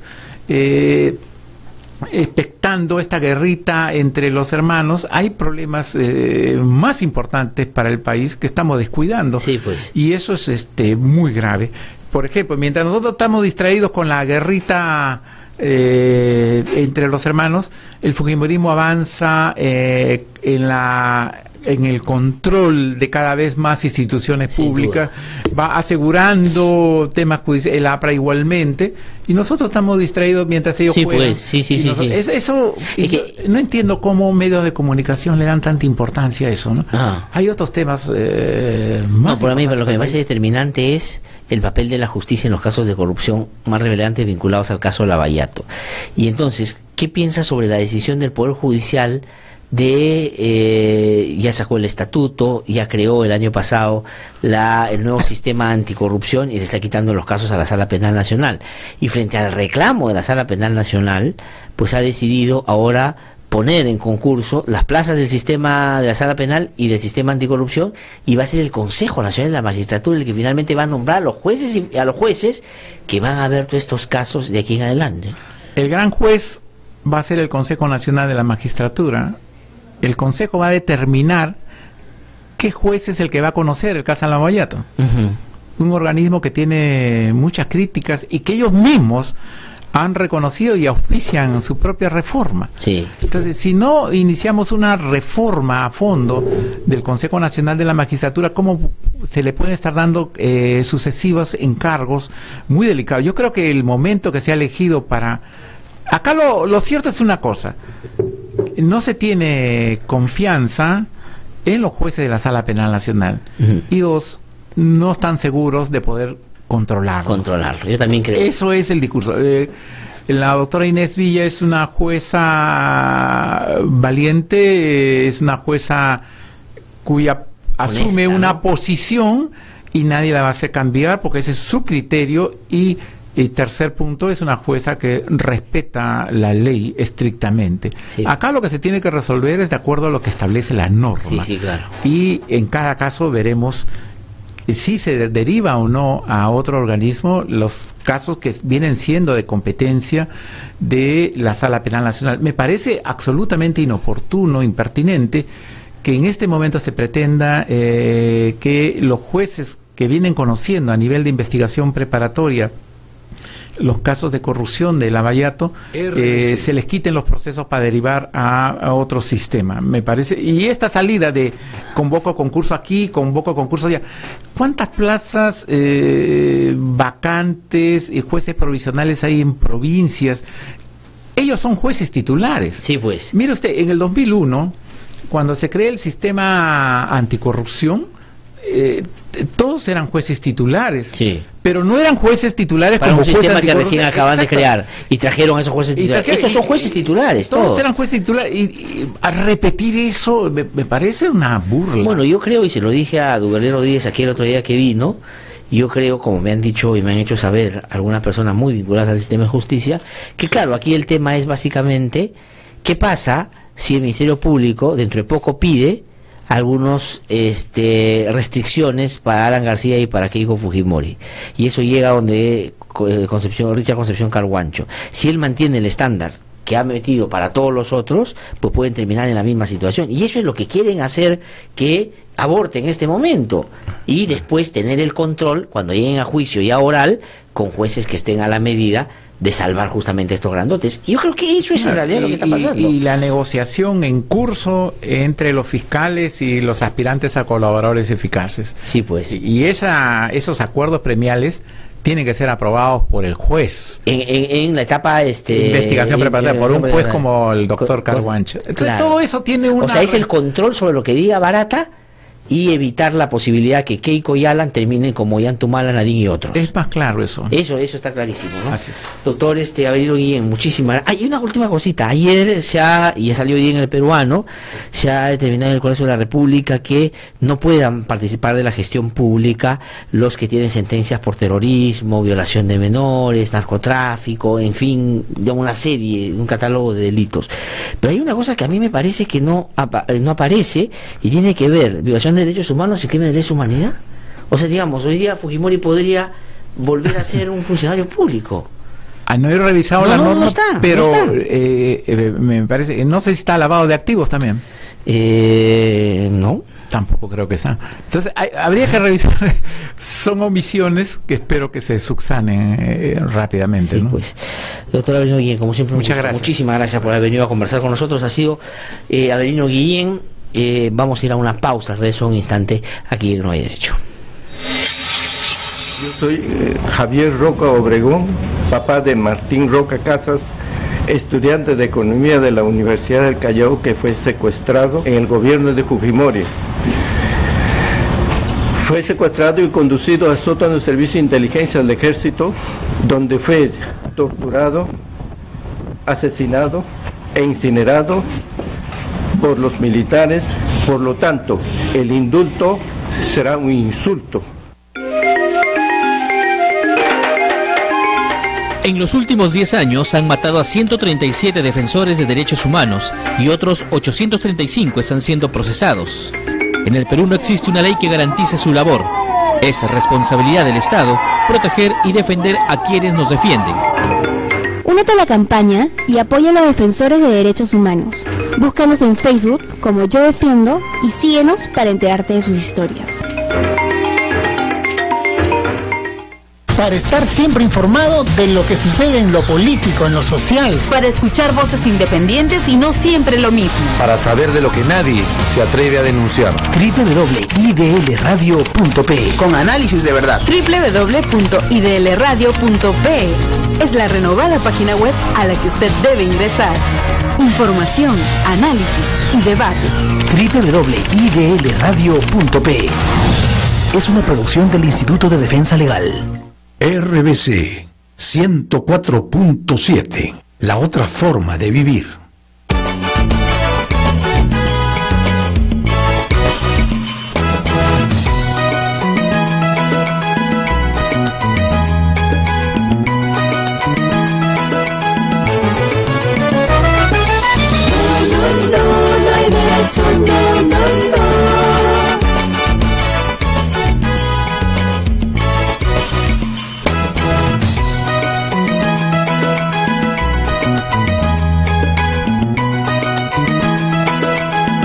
Son las 8:43 de la mañana. Estamos de vuelta aquí en No Hay Derecho.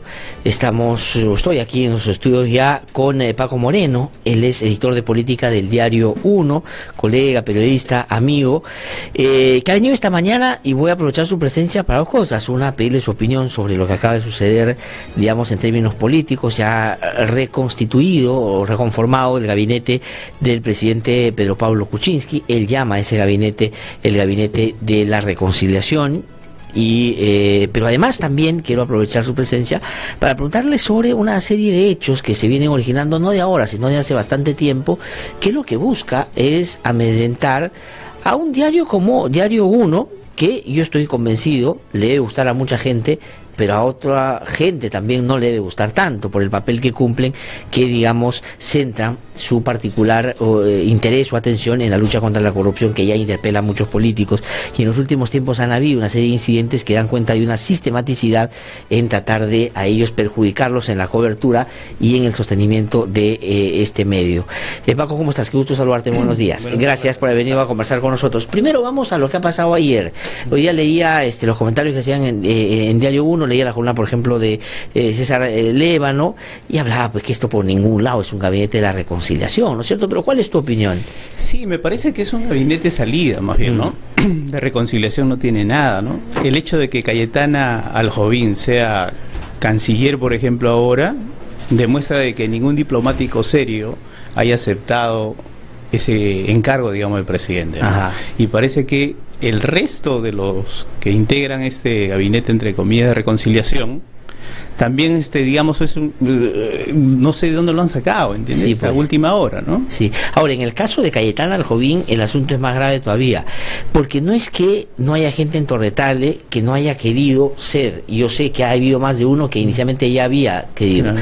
pero el encargo puntual del presidente es que va a ser ese canciller quien defiende el indulto a Fujimori Exacto. en ente internacional. También, claro, y claro. ahí sí, diplomáticos que son de carrera, dice, yo de ninguna manera Claro. voy a meterme a eso. Inclusive gente que ya no está en la diplomacia, que son ex embajadores, que tampoco han querido Claro. aceptar. Parecería que eso ha sido... Sí, también sí, eso desliza César Leva, Sí, ¿no? sí, sí, en la columna, sí, claro, y claro. me parece acertado también. Me Sí. parece que ella está dispuesta a hacer cualquier cosa, digamos, ¿no? Claro, porque también está dispuesto, entre otros, ya no dispuesto, porque ya lo hizo el propio Enrique Mendoza, que sabe que con el indulto a Fujimori se ha ganado bolo fijo para quedarse hasta donde dure el gobierno. Exacto. Que lamentablemente hay que decir que hasta que dure el gobierno, no porque querramos y tengamos vocación golpista, sino porque así como va, es probable que ni siquiera llegue al 2021 como dice la Constitución, lo que sería terrible, por supuesto. Claro, sí. Lo que pasa es que aquí me parece que se está perdiendo un poco el asunto. PPK ha hecho una jugada maestra, digamos, para salvarse, y él que lo que quiere salvarse es del caso Odebrecht, claro, ¿no? Entonces, el 21 cuando se salva, dice, ¿quiénes me pueden salvar de la vacancia? Obviamente gente más o menos progresista, gente democrática, etcétera, Sí. etcétera, y se salva de la vacancia, y luego de ahí piensa y dice, ¿quién me va a salvar ahora de el Claro, caso una vez Odebrecht? salvado de Claro. siendo presidente, ¿quién me salva de lo de Odebrecht? Claro, entonces dice, no, los únicos que me pueden salvar de Odebrecht son los que también están involucrados en Odebrecht. En este caso Keiko Fujimori, gente del APRA, etcétera, etcétera. Y hace esta jugada maestra en 4 o 5 días. Sí, pues. ¿No? Hay gente que dice, no, PPK es torpe, que es medio tontito. Ese es totalmente falso. Sí, Es pues. una persona que viene haciendo dinero, haciendo política hace 40, 45 años. Entonces no es ningún tonto, es un tipo muy hábil. No, no, no, yo lo que he dicho en términos más coloquiales, que mientras todos creíamos, o algunos, yo dentro de ellos, por supuesto, que era un personaje al que buleaban, al que trataban mal, que lo agarraban del horna, más bien era un gringo atrasador. Porque Exacto. mientras nosotros estamos defendiéndolo por la democracia, Claro. él estaba arreglando Claro. sin escrúpulos por debajo de la mesa. Mintió a Gustavo Gorriti, Sí, Rosa claro. María Palacio, Sí. Pedro Cateriano, Sí, Borea. Borea, Yo me utilizó a siento un Borea. poco vinculado a esos temas también, porque ayudé a, bueno, en fin, para que esto se produjera, ¿no? Sí, y entonces ahora estamos en el asunto de PPK buscando, o ya con nuevos aliados, ¿no?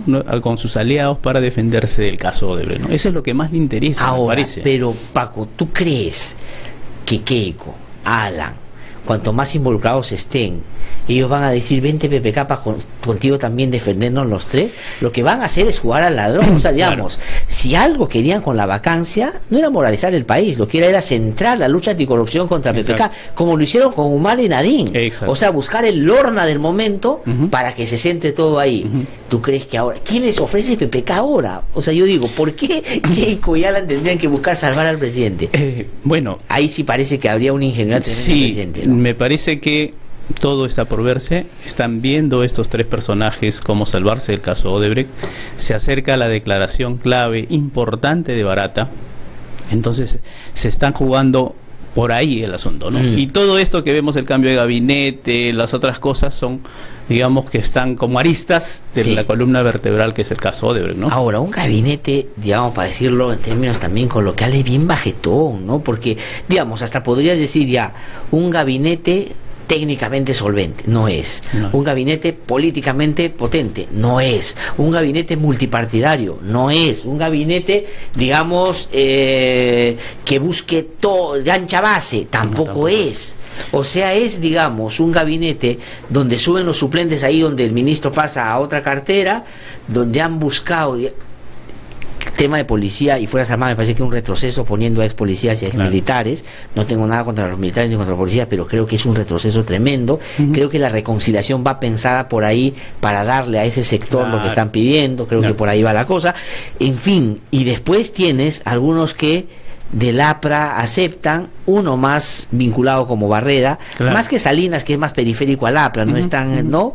Pero que además, ¿qué le suma? O sea, si se ha peleado con el APRA, es decir, realmente...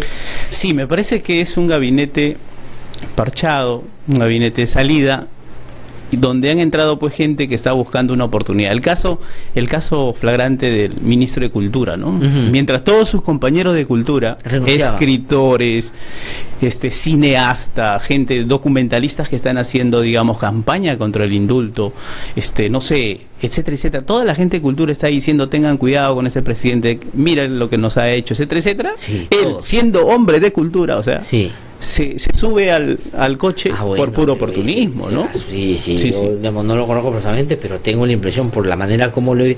Primero, cuando lo nombraron director de la Biblioteca Nacional, tuvo un despliegue mediático que ya yo decía, aquí tenemos las puertas a un ¿no? A una construcción media, y claro, le han dicho Ministerio de Cultura y que él importado. Hay cerca de 250 escritores que se han pronunciado, el propio Mario Vargas Llosa. Y él hablando, creyendo a PPK, diciendo, vamos a trabajar en un momento de reconciliación por el país, vamos a hacer cosas. O sea, el compadre además, está en otro lado. Además ha escrito un libro que ha publicado hace poco sobre el espía inmoral, creo que habla de Montesinos, digamos, ¿verdad? No había reparado tanto en él, pero mañana voy a dedicar un poquito más, pero entonces, efectivamente... El resto de los ministros que acaban de asumir son más o menos parecidos a él, ¿no? Que están aceptando el encargo por oportunismo, ¿no? Y bueno, pues no se sabe hasta dónde van a llegar. Ahora el asunto es quién va a hacer la política ahí, ¿no? Porque digamos, si algo necesita... Yo creo que claro, Mecha Arauz lo que ha hecho es en torno, porque lo del APRA no es un asunto, diría yo, espontáneo, creo que ha sido conversado. Creo que Jorge el Castillo ha sido una persona que ha jugado un papel ahí. Porque Barreda es muy cercano a Del Castillo, es por eso que Mulder ataca duramente a Barreda. O sea, el escenario de la bronca en el Congreso del 21 de diciembre, desde Castillo y Mulder expresaba esto. Claro. Y era un anuncio. Era un anuncio de cuál iba a ser el vínculo de un sector con el gobierno y el vínculo del otro con el gobierno. Por eso es que sale Del Castillo siendo más conciliador, que Barreda es un profesional competente, etcétera, etcétera, ¿no? Mientras Mulder está ahí expulsándolo de... Ahora, Barreda es verdad que dentro del APRA es un tipo más razonable en términos, digamos, ha tenido posturas que inclusive ha discrepado con la dirigencia en algunos temas, todo, pero claro, la manera como lo han expulsado es, digamos, a orden de García. Ha dicho García de haberse vuelto loco el momento que sabía, porque esa imagen de que el APRA está con el gobierno es pues un asunto, es más o menos igual como cuando a Cornejo sale del APRA para ser candidato a la Municipalidad de Lima y no lo apoya García, que apoyaba a Castañeda. Y entonces cuando ve que empieza a crecer Cornejo, García quiere acercarse y Cornejo dice no, porque me saco una foto con García y no me va mal. Entonces ahora ya nadie quiere... Claro, porque García está pensando ya en el 2021, ¿no? Él cree que de alguna manera Barata va a matizar sus declaraciones, tal vez cree que no lo va a embarrar del todo. Entonces dice no, de todo esto, ¿quién es el único que se salva? Bueno, soy yo, y puedo pensar en el 2021. O darle una bancada que pueda ser una bancada que defienda a ellos y que evite que ahora se vaya mal, junto con lo que harían los fujimoristas si Barata administra a favor de los fujimoristas también sus dichos. Ahora, Paco, tengo que terminar, pero cuéntame qué cosa está pasando. Lo que pasa es que estamos en un escenario, después de la salida de Fujimori, en un nuevo escenario en el cual estos grupos que antes hacían campaña, digamos, dirigidos seguramente por Montesinos y Fujimori, ahora están en un ataque muy, digamos, visceral contra la prensa independiente, la prensa que apoya, digamos, a los ciudadanos en este afán de protestar contra el indulto, ¿no? Y bueno, no solamente nosotros somos los que somos, digamos, puntos de los ataques, sino también están ustedes, está Gustavo Gorriti, está el mismo diario La República, y hace poco han adulterado, digamos, una portada nuestra que anunciaba la marcha de este jueves. Y han rebotado por todas las redes. No se sabe el origen, estamos investigando el asunto. ¿Y qué pretendían con eso? Desprestigiar el periódico y desprestigiar además la marcha, ¿no? La marcha que es legítima, es ciudadana, que... No, y que mañana hay que ir, mañana es la marcha 11, mañana es 11 de enero, la marcha hay que participar, no hay que dejarle. Miren, todos estos políticos, todo lo que están haciendo tienen, como ha dicho Paco, una sola motivación: salvarse de lo que pueda venirse por el caso de corrupción en Lavallato. Eso es todo lo que está generando los movimientos, el cambio de gabinete, las alianzas que hay, todo tiene que ver con eso. Exacto. Los ataques al fiscal de la Nación, Exacto. quieren sacar a José Domingo Pérez, quieren traerse abajo al tribunal, todo eso es porque, como la mayoría, si no todos, están vinculados directamente a los casos de corrupción, entonces lo que quieren es generar un incidente más grave. Exacto. Para que, pateando el tablero, todo vuelva a cuenta cero, ¿no es cierto? Entonces están ahora simulando, no hay que dejarse llevar por esas cosas que, digamos, la única manera de saber lo que Diario 1 dice es comprando pues el Diario 1, sigan oficialmente el diario, tienen una página web también, sea ese el medio directo, no tienen otras maneras de difundir esto ustedes lo que hacen. Exacto, y la ciudadanía debe estar alerta de que estamos en un escenario muy peligroso, digamos, ¿no? Con el regreso de Fujimori haciendo política abiertamente. Acuérdate que ese día que PPK no dejaba entrar a los periodistas al asunto de Dakar y estaba declarando sobre Dakar, en ese mismo día el presidente o el dictador Alberto Fujimori lanzaba tuits políticos. Sí, hablando de reconciliación, voltear la página y colaborar por el país. Está haciendo política abiertamente. Y ustedes, una de las cosas que están diciendo y alertando es que si él ve que la cosa no le va bien, se va a alargar a Japón como hizo la vez pasada. Sí, eso, una de o seríamos eso lo más probable. Paco, tengo que terminar lamentablemente. Te agradezco mucho por haber venido. Gracias a ustedes. Saludos a toda la gente del equipo de Diario 1 que dan la pelea ahí, todo, pese a que muchos les daban vida corta, siguen ahí peleando y está bien, pues que así es. Muchas gracias. Muchísimas gracias. No tengo tiempo para más. Conmigo hasta el día de mañana a las 7 en punto aquí en No Hay Derecho.